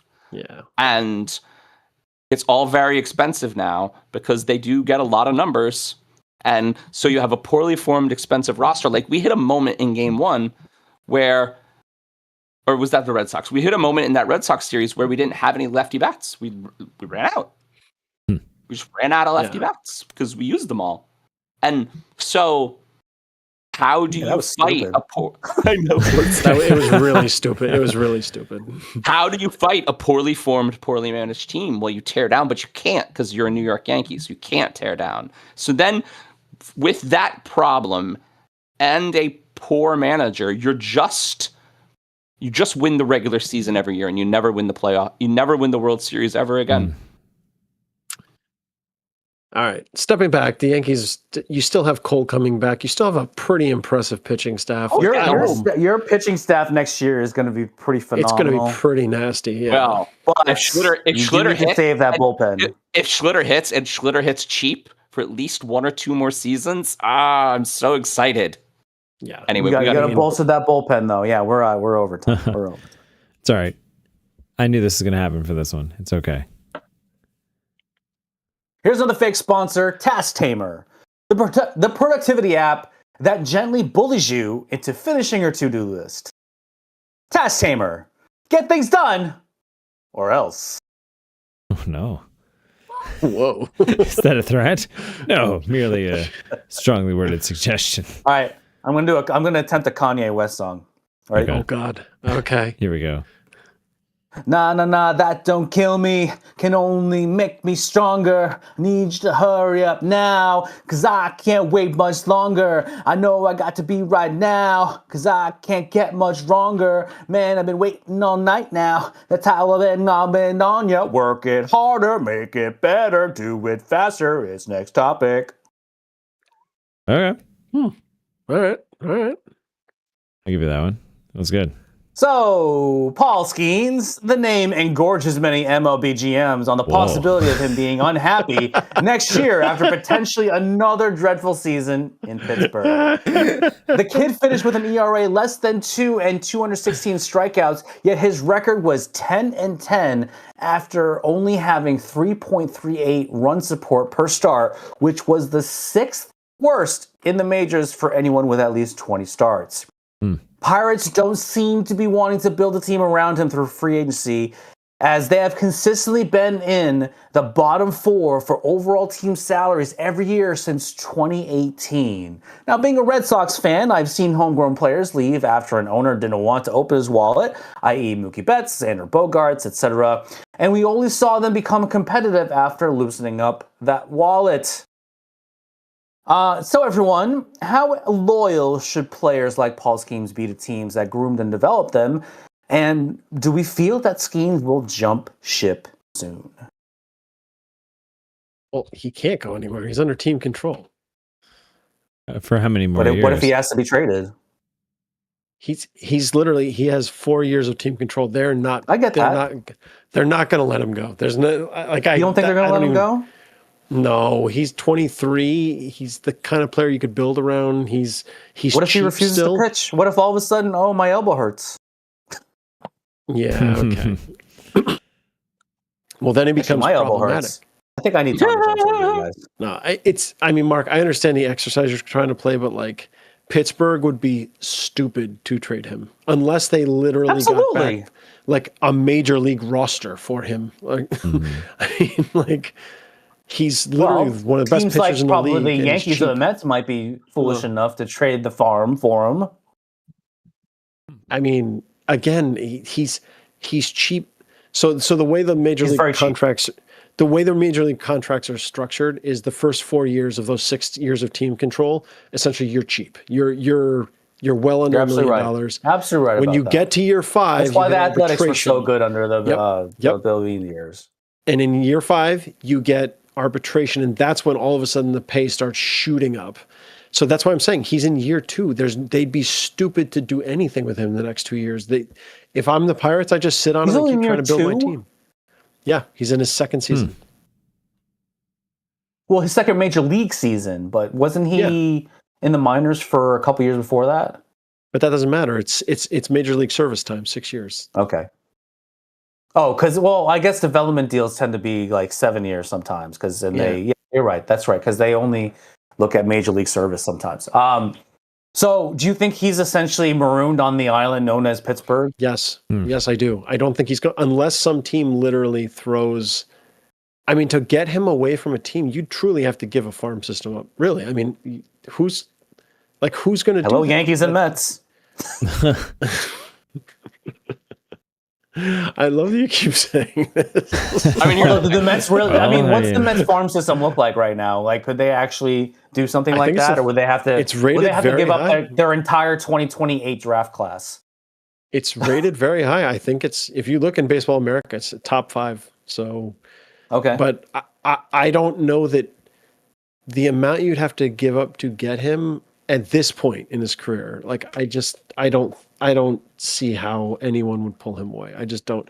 And the Pirates, I think, have said he's untouchable. I think they've actually, because teams have called about him and they've made it clear they will not trade him. Is he happy in Pittsburgh? I don't know. I mean, he's got a hot girlfriend and he's the best pitcher in baseball, and I'm sure neither one of them wants to be there, but that doesn't matter. I mean, do you think Livy Dunn actually lives in Pittsburgh with them? I mean, the real question is, do either one of them actually live in Pittsburgh? And I'm going to guess the answer is no. Oh yeah, probably not. For the season, sure, but I think it's sad too, because the Pirates are such a storied franchise. I mean, and they've just wallowed for so long. It's just, they are, man. They haven't been good since Roberto Clemente. Barry Bonds. Yeah, I know. They had Barry Pirates, Bonds, man. and come on, man. were they that good though? I mean, like, They had their years. You're being too hard right. on the Pirates. so that was 30 plus years ago. Okay, that is they fair. were good. That is true. I said And storied while franchise from back in the day. I believe they've had a minor. They may have made a wild card in the last 30 years. They haven't been a serious contender, and they don't want to spend any money. So why would Paul Skeens want to be on that team if he? Well, they're a small market, especially if under team control, making very little money right now. But I mean, essentially, this is the problem, Mark. Right? You're talking about, and I think football does this better than baseball in many ways, but they're a small market team. The owner does not have big pocketbook, so he can't afford to spend a lot of money. So this is where they live. They have to try and somehow magically put together a roster in that, like, basically first 4 or 5 years when all the players are still affordable. And if they can't pull that off, they have to dump all the players, which is what the Diamondbacks are about to do. Even though they were really good 2 years ago, I mean, the Pirates will probably end up doing it again in 2 years. This is actually the issue. A small market versus big market issue then? Yes, I 100% think so. That's unfortunate, yeah, because the NFL solved that decades ago. Yes. With the Shared salary revenue. cap, with revenue sharing, and baseball has revenue sharing, but the issue is it's nothing like. I mean, the NFL is much more equal. In baseball, it's ridiculous. It's kind of like, yeah, we'll throw you some money, sure, you small market teams, here you go, and I'm sure we're going to touch on it at some point. Just look at the Dodgers, man. No one's going to touch the Dodgers, and it's because their roster is effing We're going to talk about that later. ridiculous. Like, I mean, that is the problem in baseball. Like, you're touching on it. Like, honestly, I hate that about baseball. It really bothers me that, like, so many teams think they can just steal a Paul Skeens away from the Pittsburgh Pirates because of what you're saying. I just think that's unfair. Yeah. It's also why the fan bases don't grow in those markets, because their teams are never good. I think that's a great end, and we're out of time. So sad though. It's It's so hard to poignant. like that. You can't. Mark, what topic was that? Like, are you kidding? There's no world where the Pirates trade him away. I wanted to hear that Uncle Steve was going to sell. Mark wanted to know for sure. I don't know, one of his future grandchildren to get. He's going to use that. He's going to use that casino money.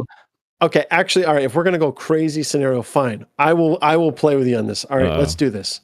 No okay, worries. so Uncle Steve buys the Pittsburgh Pirates purposely to trade Paul Skeens to the Mets. Wow. That So might happen. the Pirates become the minor league affiliate for the Mets. Is that what's going on? Basically, now that is more likely to happen than them trading away. at Wow. this point. I love that scenario, Uncle Steve. You know you want to do that. So you're what makes saying me there's a happy? chance. Jeffem, do sad Eagle fans make you happy, or do sad Cowboys fans make you happy? So I think it's sad Eagles fans. I really hate the Eagles. It's No, weird. definitely Cowboys. I was gonna say the Yeah. Cowboys. Yeah, fuck the Cowboys, man. Cowboys fans are assholes. I respect Yeah. the Eagles fans are assholes too, but I respect them. Actually, Eagles fans are assholes too. I mean, they did throw snowballs. I'm And so do the Bills not fans. sure that it's part Pete, and I am parcel. not sure that you can understand living like less than 2 hours away from your divisional rival. Mm. I mean, there's a lot of hate there. There's Yeah. There is a lot. There's a lot.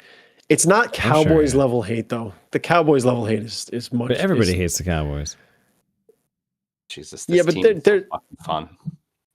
I'm so. I actually when you did your power rankings, I was actually going to say I've been reading a few things that said more that the Eagles got exposed last week. Like, Well, people are starting to figure out, hey, they're not as good as they used to be. Like, hey, they've lost a lot of defense. They've got some injuries. They like. I don't They know. have. I was surprised. I know. I was surprised. you Trust guys me, didn't I was pick up on the that. fence about moving them down or not. Like it was a tough choice, and I'm like, I could put Detroit up there, but no team other. I guess the Lions would have been the answer, but like no other team has impressed me enough, and that were up in the top echelon the week before to jump ahead of them. Every meme about the Lions say that they literally don't ever stop. They're like, you're winning by 40. You could probably stop. It's like, no, trick play. Let's get more. Yeah. Well, I mean, at the rate things are going, the Eagles will not be the number one team this coming week. Anyway, they're definitely going to lose this game, so you got to figure that out, and we got to move on. Yeah, So move on. It's a 3-possession game with less than 3 minutes to go. So. Yeah. Are we moving on? Yes. Yeah, it's like 8 minutes. We said I was moving on 3 minutes ago, and you just keep fucking around. Let's go. Well, damn it! You you're don't distracted listen by the Giants game. I don't listen to what am. you say anymore. Hey, why is there not a Red Sox topic here, by the way? The Red Sox also made it to the playoffs. I'm just saying. Because I like to talk about Mark's burying big picture things. I don't talk about my teams as much as John talks about his team, like all the fucking time. The show would be less good for it if we did that. All right. All right. This is a song from Daughtry. All right.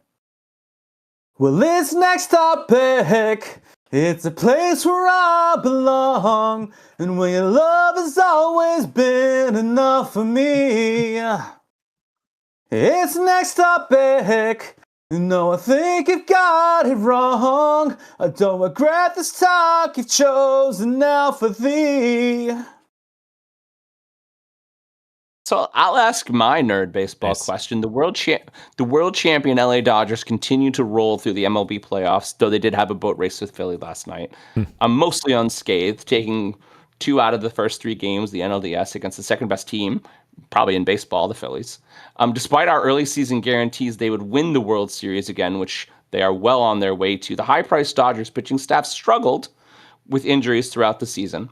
How did the decision, however, by the Dodgers to rework Roki Suzuki's mechanics and switch him to their closer impact their strong finish and their continued success in the playoffs? And can anyone beat them? No, next topic. Yeah, they seem pretty invincible. From what, like the little that I know about baseball, they sound pretty invincible to me. I'm a little disappointed because I actually thought the NLCS should have been the Phillies and the Dodgers, because I thought that they were the best 2 teams. This is the best NL. series, and it's a shame it's only 5 games for me. Yeah. And I mean, Kyle Schwarber, man, like he is the little engine that could. Like he definitely willed that team over the Dodgers in the last game. I believe they won again tonight. It's over. LA won the series. Oh, LA won the series. Okay. Yeah. So it was a good game too. It went extra innings. It was a good game. It was a good game. And I mean, listen, when your payroll is as large as it is with the Dodgers. Yeah. And only will get larger and when the Shohei Ohtani full salary kind of kicks in 8 years from now. I mean, all those deferred salaries. I'm curious to see what happens with the Dodgers when all those deferred salaries just kick in. Well, we said it here. This team they're gonna be the first team to have to declare bankruptcy. I'm telling you guys, that's what's gonna happen. No, I mean, folks, anybody listening, go look at their future commitments. I'm pretty sure it's multiple $billion now. They are truly going to going to have to declare bankruptcy. Or they're going to have to trade these players somehow and eat some of the salary. Like I don't really see them going bankrupt, but I mean, they're going to be in a huge financial hole with all these deferred salaries. And it's not just Shohei, it's a good chunk of their big salaries. So I mean, a good chunk of their players are big salaries that are deferred. It's literally This sounds like they're doing the Eagles mantra where, like, in 2030, the it's Dodgers like are, multiple $1 billion Dodgers, of salary cap committed. Yeah. The owner of the Dodgers are smart businessmen, though. They know that either A, they're going to try and sell the team with all those. Mark, are they? Probably not. So I think that what's going to happen, they literally can't afford. Once all those contracts fire, there's just not enough money in Los Angeles. They just can't afford it. I think what's going to happen is they're just going to start trading away some of that talent, or figure out another way to defer the salaries, like the Bobby Bonilla contract. Apparently, they peak in 2038 and 2039 with all the deferred. That's when it's over $1 billion. Yep. Wow. So, It's ridiculous. I mean, nuts. it should be criminal what they're doing. Honestly, they're what going we to, said. they're going to What we hamstring said us. with this next set of deferred contracts that are going to give them the second World Series in a row. Yep. What is the goal? Is it 2? Is it 3? Is it 5? Like, what's the most consecutive World Series wins by a franchise? Well, that's a great That's a question. good I question. mean, the last Like, I know a lot of back-to-back teams have done champs- back to back, but has it ever gone to I mean, three? the Yankees Yankees. repeated. Those Yeah, were the they did. last Okay. repeat champions. 99 and 2000. Well, they didn't three-peat, right? It was 96, 98, 90. Sorry. It was a lot in a John, short span of 96 years, but it wasn't consecutive. Did you- It was 96, they did 99. three-peat. so In the 2000? the I thought it was Well, 98, okay. 99, 2000. It was the 98 Yankees as well? hold the World it was Series. 98. It was. No, the World Series record is held by the Yankees they won from 1949 to 1953. Oh, right. 4 years ago. 4. Way But back that then, team- when the newspaper was the only way to get your daily supply of news. That team was insane. Extra. Yeah, that's the Mickey Mantle team. right? Okay. Yeah, that's the Mickey Mantle team. Yeah.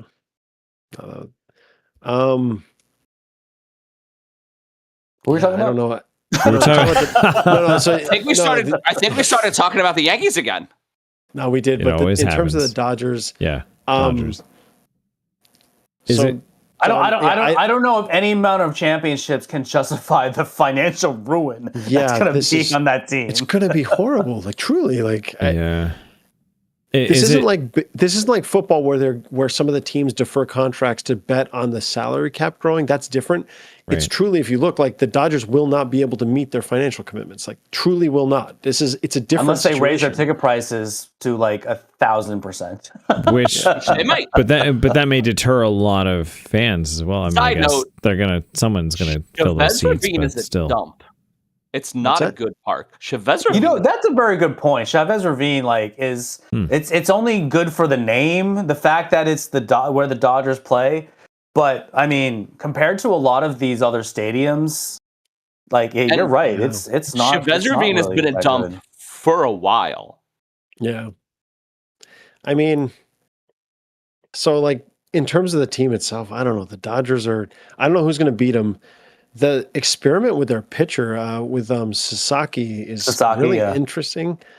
That is very because, I interesting. think that It to answer what you said though, John, what it did is it stabilized their bullpen, which is what they needed. Absolutely. Like that- yeah. I am really.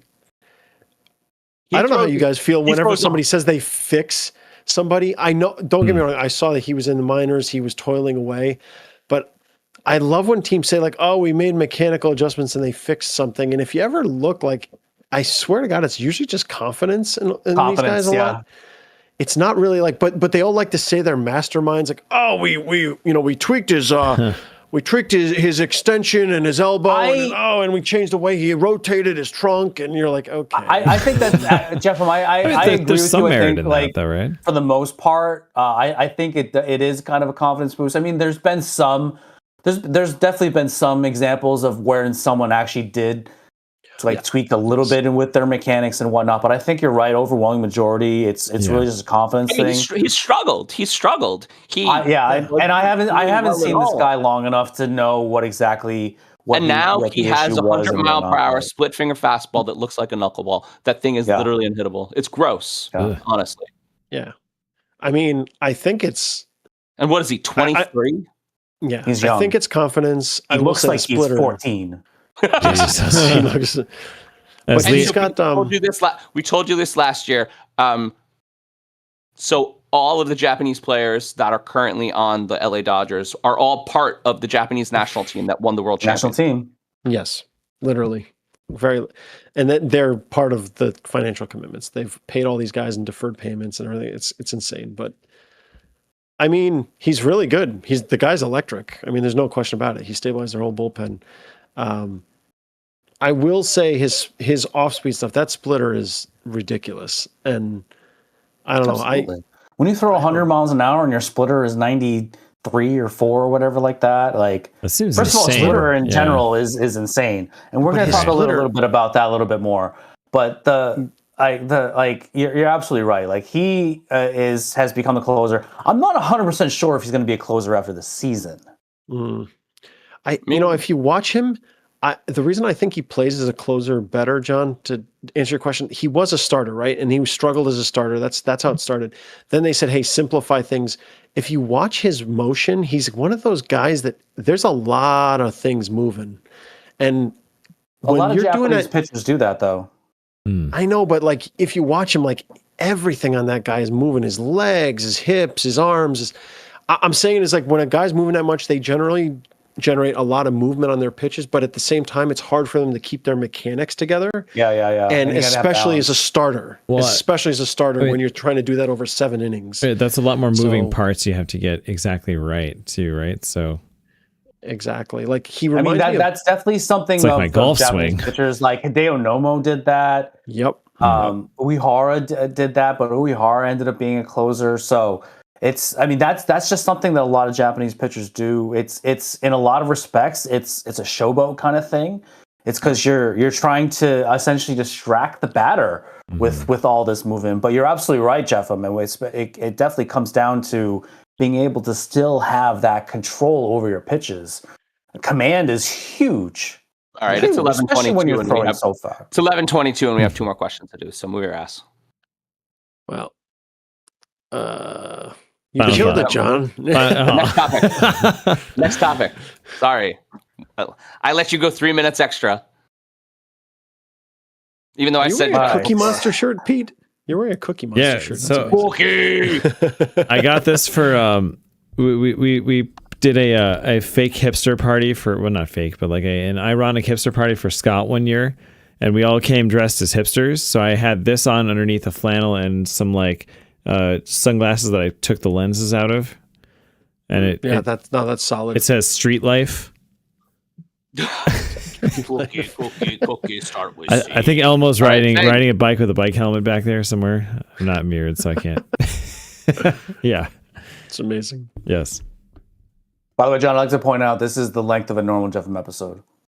I know. All right, I want to know if you guys Amazing. recognize this song. This was a one-hit wonder. Okay, it's really good to hear your voice saying no. my name. It sounds so sweet. Talking about the next topic, hearing those words, it makes me weak.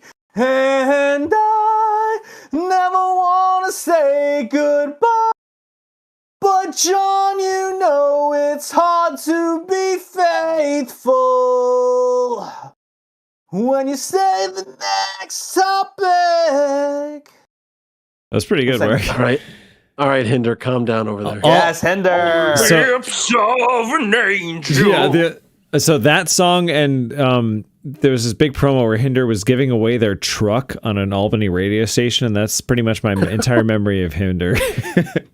They're like, "Hey, we're the band that was Hinder, a and we're karaoke giving song away of our mine. truck." That used to be a karaoke song of mine. I forgot I did that one. Yeah. All right. So the ALDS between the Toronto Blue Jays and John's Bronx Bombers unveiled the reemergence of the split-fingered fastball. Historically, this is a pitch that was rarely thrown due to injury concerns noted in the late 90s and the early 2000s. While it has the same motion as a four-seam fastball, it has a different grip and release point that some thought may have caused extra strain on the elbow. And then came the emergence of super closer Mariano Rivera and his cut fastball.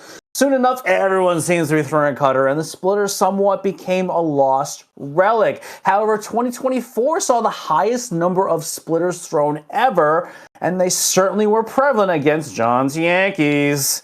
So everyone, do we feel the splitter is about to make a big comeback, or has Mariano Rivera changed everything for good? I mean, the splitter has always been an pitcher. awesome pitcher. Pitcher nerd, this go. The splitter's always been an amazing pitch. I mean, I think people are forgetting, like, that was Roger Clemens' claim to fame. His secondary pitch was a splitter. He was, I mean, it's what led him to the, well, he should be in, well, sorry. If he didn't do all the steroids, he would be in the Hall of Fame. Let's There we go. let's do that one. we got It was there. his wife that did it, Jefim. It's his wife. I'm sorry. I forgot his wife injected all that into her butt. Right, Yep, unwillingly. totally unwillingly. But that said, the splitter is a nasty pitch. It looks just like a four-seam fastball out of your hand, and then it just drops out. It's also, I mean, so many of the Japanese pitchers throw it, Mark. I mean, Yeah, geez, it's prevalent literally in Japan. every single one of them throw it. Sasaki, like we were just talking about, he does a phenomenal splitter that complements his 100-mile-an-hour fastball. And Senga, the ghost fork, that's really just a splitter. I mean, they call it a ghost fork, but it's a split finger fastball. That's an awesome name, by the way. A lot of the Blue Jays pitchers are doing it, and the Yankees batters, they just look foolish trying to swing at it. Yeah, it's right, one John? of the best pitchers in baseball. John? You remember, I mean, we got outplayed. I didn't say that during the topics, but we got outplayed. I mean, we just got outplayed. We got beat. But I mean, I guess that's one of those things where, like you said, if Riviera kind of ushered in the end of it for a long time, right? He was prevalent more in the 90s. Like, it's been probably a long time before the splitter was a prevalent Pete, I don't know if you remember this. Rivera just threw that one pitch. Just threw that one pitch. That one pitch every time? Well, I mean, he also that reminds me of like Wakefield and the Red Sox with the knuckleball. That's like all he high ever 90s did. fastball that he threw everywhere. Like the strikeout pitch for Mariano Rivera in the beginning was not that he threw the cutter. The cutter helped, and it threw. He developed the cutter from John Wetland. Interesting. He did. John Wetland was a 5-pitch closer, and Mariano Rivera was a 2-pitch closer, and he stole the job, right? But the thing about pitching that I know Jefim really likes and Mark really likes is that it's very incredibly mental, because so much of batting when people throw over 95 miles an hour is guesswork. You have to guess. Well, of course, you have to start swinging before the pitch is even in the air. And so you're strong enough that you can kind of move the bat around while you're swinging. Like that's how they do these pop singles and these control singles. I mean, it's also been proven that most batters that are decent have to have better than 20/20 vision as well. Right. Yeah. So, that's a cool. They do this thing, and you don't watch baseball, Pete, but they do this thing when you watch baseball. Is they show a pitcher throw 2 different pitches in time lapse, and they'll do ball placement, and they'll show how long the ball is in the same spot. Oh, that's cool. How close the rotation is, and how long the ball is at the same spot. Nice. And the pitchers that are really good, it's unfair because the ball is at the same spot for most of it. Basically, until it's too late, right? Like you will have committed your swing at that point. Right. Well, so you pretty much commit your swing as the pitcher is throwing the ball. That's how quickly you have to do it. You make the adjustments, and you can only do that basically as the ball passes that 60 foot 6 inches. You have about, I think it's 20 or 30 feet where you can make the adjustment. And to John's point, once it gets past that point, if the ball still looks the same and then it moves, you're pretty much the game's up for you. Right, you're fucked. Yeah. Yeah. That's the one thing about pitching that always amazed me is just the physics behind it, because like the amount of calculations and difference in like of the angles and just the way the momentum, like what types of torque and pressures these pitchers are putting in the ball, it just always and their amazed bodies me how they're able to. These pitchers just do it. They don't even think about it. They just know it. Like it's instantaneous and it's automatic in their brains. Like, right, something that would take like a computer like even get stumped, being like, oh, I don't know how they just did that, and you know, it's and that's why this whole episode, it's a mechanics game, right? Sure. Yes. The mechanics are very much in charge of the way you move your body and the way you twist your waist and the way you throw your arm, and this is all connected. But that's also why to get that amount of spin, to get all that air pressure, to get all those adjustments, you're turning so fast that you hurt yourself. Yeah. Well, the elbow can only in particular, the elbow can only take so much. So what do you guys see? When you're actually throwing a ball that fast, your elbow is generally leading your arm. So that's why there's a lot of torque on the elbow. And that's also why those all these tendons pitchers that are putting so much torque on it are getting Tommy John surgery so young. Right, because like the human tendons, like we did not evolve to throw anything that fast. Exactly. You ever see like a slow motion or like a still frame of a pitcher like about? It's actually frightening. Yeah. The mechanics of the way that the arm is being thrown is amazing. You could probably see the tendons stretching through like underneath the skin. It doesn't look physically possible. Yeah. It looks pretty nasty. But to your point about the splitter though, Mark, I mean, in building on what John said, the power of that splitter, so to the effect you're talking about, John, the technical term you'll hear thrown out in baseball is called pitch tunneling.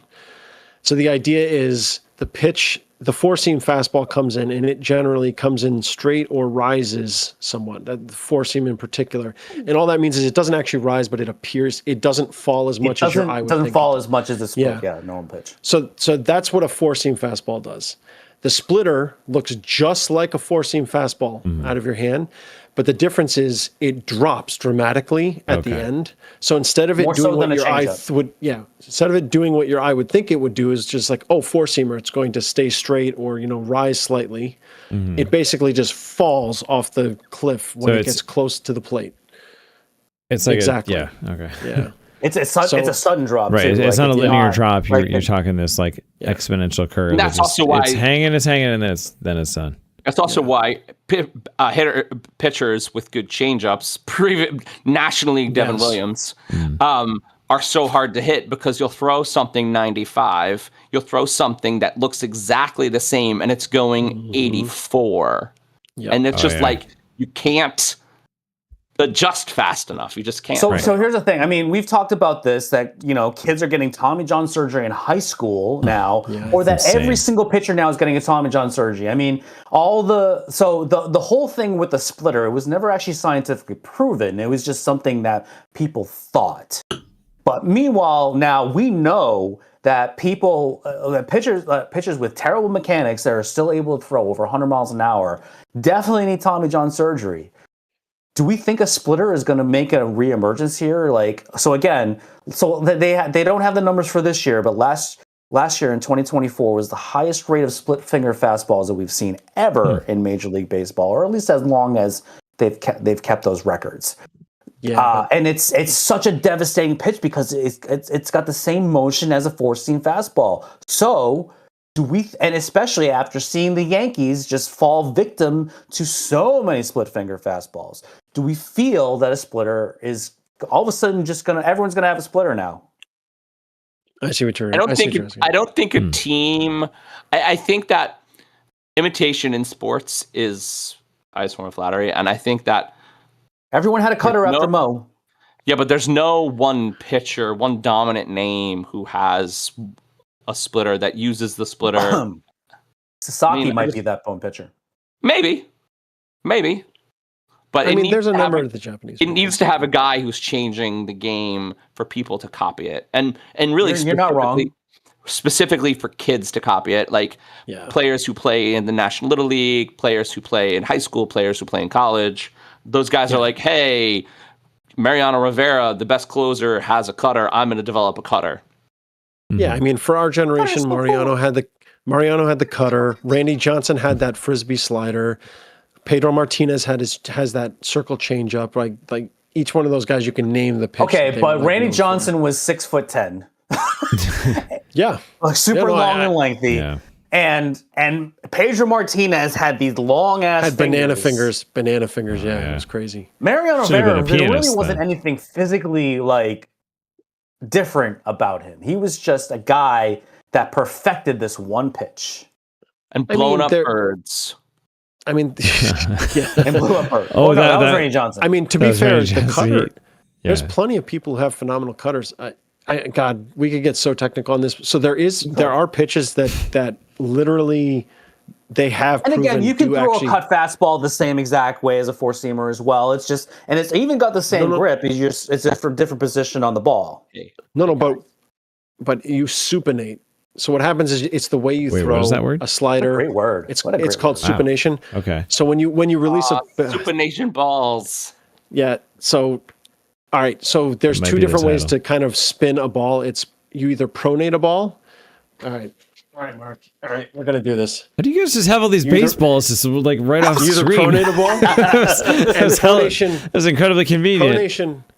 Pronation literally looks like this. It's you release the ball like this. You roll your finger over. That's pronation. And if you watch what happens when I throw it, it protects my elbow. Because at release, my elbow's no longer taking the pressure. To throw a slider or a cutter, you have to actually put pressure on the outside of the ball, and you have to keep the ball straight, and you have to keep your elbow out. The slider and the cutter are actually proven. They actually do destroy elbows. Those destroy it. pitches, Absolutely. 100%. Now, why I'm saying the split finger, Again, I think it's you're throwing your elbow in front. The reason I'm saying the split finger fastball, that's a split finger fastball right there. Okay. The reason I'm saying that doesn't hurt is you still supinate, or you still pronate with that, just like you would a four-seamer. When you release it, you're releasing it exactly the same. So that's why I don't think there's anything to really back that up. I do think the splitter is an excellent pitch, and I think it should come back. That answers my question. I was going to ask that question. You already answered it. It was like, so the difference if this takes between, off, is it going to make a difference in number of injuries? Most people throw a change not. up, which has 3 fingers as opposed to 2 fingers. So, but yeah, exactly. I saw. I think it was the Blue Jays closer do a circle change. By the way. Yeah, that's Pedro's pitch, the circle change. Pedro's was a circle change. Is it time? John? It has been time. I've been complaining. That was a gift. So there you go. Okay. There's your nerd out. I like pitching. the pitch tutorial though. John singing the song.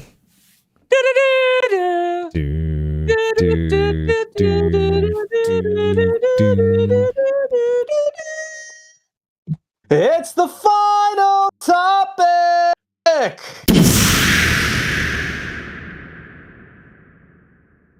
How did that sound on the DGI? Pretty good. It sounded really good. All right. I just want to apologize to all the people listening on the podcast after that pitching tutorial. I don't realize apologize. I probably did not help Hey, you know what? That is an incentive for you guys to go back and check us out on YouTube. A baseball next to our desk. All right. If you want to actually talk about this for hours. If you want to actually see Mark and Jefim play with some balls live on the stream, you got to check out YouTube. Catch now. Is Jackson Dart's mom hot, right? you guys? I just love that you guys are both like out of nowhere. It's like, so dude, you know what? Hold on a second. Let me grab this conveniently placed baseball that was right here. And then like Mark does, and Jeff's like, wait, I got one. Okay. Poof. I feel left out now. Pete, shut the fuck up. Go for it, John. All right. John, you were just talking about Jackson Dart's mom being hot. She is hot. Oh my god. Come on. Maybe that should be the title of the maybe that should be the title of the episode. Jackson Dart's mom's hot as balls. Wow. No. I think the show title changed 8 times in the course of this recording. All right, go, John. No, Vince is gonna take his shirt off. Really? Oh, so is Cam. John, focus, John. Focus. Hold on. All right. I'm no longer holding up the show. Just let it be known. It's very exciting. All right. Trying to watch the MLB playoffs has proved somewhat difficult for a cord cutter such as myself. Not having access to a live cable streaming service like YouTube TV or Hulu and having the wild card be on ESPN and the ALDS be on Fox or FX1 made me start looking into on-demand streaming services like Sling, DirecTV, and Fubo, which I was lucky enough to be able to buy in a limited capacity, spending less than $20 to watch all 7 games. But that's not always the case. So, with streaming becoming the new frontier in money-making, sports streaming, that is, becoming the new frontier in money-making, with Disney's $29.99 a month deal to get ESPN Plus, and everyone rushing to reinvent cable with things like Sling TV, where do we foresee watching live sports will take us, and for how much money? Yeah. That has been the big economic gain, right? About how much do you charge for a streaming service? Because an overwhelming majority of the streaming services do not make companies are not profitable. Excuse me. Mm-hmm. We've seen it with the exception of probably Netflix. Yep. Although with Netflix now spending a lot of money on things like WWE, and they're also going to be streaming some NFL games. Well, here's the reason I asked. Who knows? And this is the first time that I have noticed this happen. That the sports that I wanted to watch weren't just on a network. They weren't. Yeah. Oh yeah. I feel like that started for me last year, even with the NFL. And it's like it's almost designed to make me spend. Of course it is. I'll give you a good example. So I cut the cord with cable years ago. And I have been a loyal subscriber of YouTube TV for a long, long time. And one of the reasons was because I wanted to have certain channels because I was paying too much for cable because you had to pay for 1,000 channels, of which I probably only watched, a handful of them and whatnot. Sure. Now with YouTube TV, it was a little bit of the same way, but the fact that I could still, listen, I made the conscious choice that I could still watch Celtics games. And at the time, I could watch Red Sox games because NESN was on YouTube TV at the time. YouTube TV does not have NESN anymore, and they're not looking to get NESN, which is unfortunate. But I still have all the Fox shows and all the ESPNs and whatnot. Now, with regards to the other streaming services, so ESPN with the whole $29.99 bundle, that has a lot to do with WWE. Because they have the rights to WWE now. All the premium live events are on there. ESPN previously has had a streaming app. It had ESPN Plus. It did, yeah. Not very popular with a lot of people. That's going by the wayside with this whole merger now? It's not going by the wayside. There's just 2 levels of ESPN streaming services that you can have now. One of them is the what was known as ESPN Plus. I forget what it's known now. Yeah. And then you have ESPN Unlimited. Which includes the WWE stuff now. And that includes the WWE stuff now. You can get the WWE stuff along with Hulu and with Disney Plus, but there's commercials involved. If you're someone like me, you don't like commercials, so you pay a little bit more to not have the commercials. Of course. I think that, but I want to finish my point. So Nick Khan, who is who's a I'm sorry, is it Nick Khan? I forget, or Tony Khan. I forget now. Nick Khan. I know it's Nick Khan. Thank you. He made the bullish statement that he feels that people that were paying for Peacock at maybe either $8 or $10 a month. I ended up paying the $15 because, again, I don't like commercials. He says that he feels that WWE fans will pay $30 a month to watch PLE WWE events, of which there's supposed to be essentially one a month. Very bullish statement. That's pretty right. Yeah, that's pretty bold. Now, the amount of people that have moved over to the ESPN Premium app versus Peacock has not been quite the number that they thought it would be, because probably comes down to that price tag. Yeah, that's a huge price hike. People have found around that as well, because you can stream on Netflix internationally. Hint, hint, wink. But it's a game that people are playing, right? Because the streaming service fees have definitely been going up more and more because they're not profitable by themselves. So this is an experiment that unfortunately I think is going to start happening more and more, that more of these streaming platforms are going to become $20, $30. Well, I mean, Discovery is that Discovery deal. They're trying to literally create one app to rule them all. But I don't know, man. Right now, the only sport I really pay for is baseball, and I do the MLB TV. And I've been a subscriber to that for 15 years, and I love it. The only catch is to see my local teams, because of all the blackout rules. I have to. Allegedly, I may be using a service that tells MLB that I'm not actually where I live, so that it works appropriately. You've heard that happens. People do that. You don't do that. I've heard that some people do that. But yeah, I don't know. I mean, the catch TVM, is right? That's what they call it, a TVM. Yeah, I've heard of it. Yeah, exactly. But where I was going with that is, I mean, it's not cheap. It's $130 a year. But I love baseball. You break that out by a month, it's not so bad. Yeah, and so for me, I'm okay, this is something that I will pay for. But I agree with you guys. I mean, it's getting insane. And it's funny, you were talking about the football games. I was realizing more and more, I'm hey, these games aren't on the, I used to just put up the digital antenna and watch them, and I'm hey, I can't. Yeah, one by one, they're getting pilfered by these exclusive Netflix. Yep. Yeah. One of the kickers for me last year, which I thought was really bold, was normally, right, games that are like Sunday Night Football, for instance, it's going to be an NBC broadcast. there was a game or two that they said, no, this is exclusively on our Peacock streaming app. That's it. We're not even simulcasting it on the NBC national broadcast. That to me is a line that they're crossing. Well, I guess I'm saying, like, does this sound like a good business move to you guys, though? Because, right, one of the appeals of the NFL, right? Just take the NFL, is that you literally can just turn on your TV on Sunday and you can watch the games, right? Like, that is like a thing for NFL. Sure. Well, now they're going to like cordon them off into these paid apps. I got to imagine that's going to hurt the sport. I don't think that's going to be good I don't think so. Yeah. I don't think it's going to hurt the But sport. the problem is they're just going to keep grabbing it. Yeah, They're just going to keep grabbing until finally it pulls over.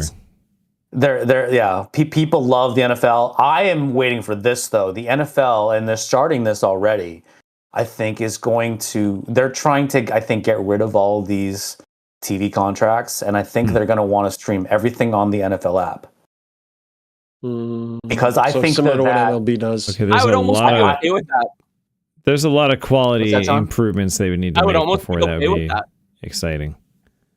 But haven't they been trying to do that? Think about it. It's cheaper for them in the long run to do that because they're not paying essentially a third party to broadcast their games. They control the ball, and people are going to pay them directly as opposed to someone else paying them through ad revenue.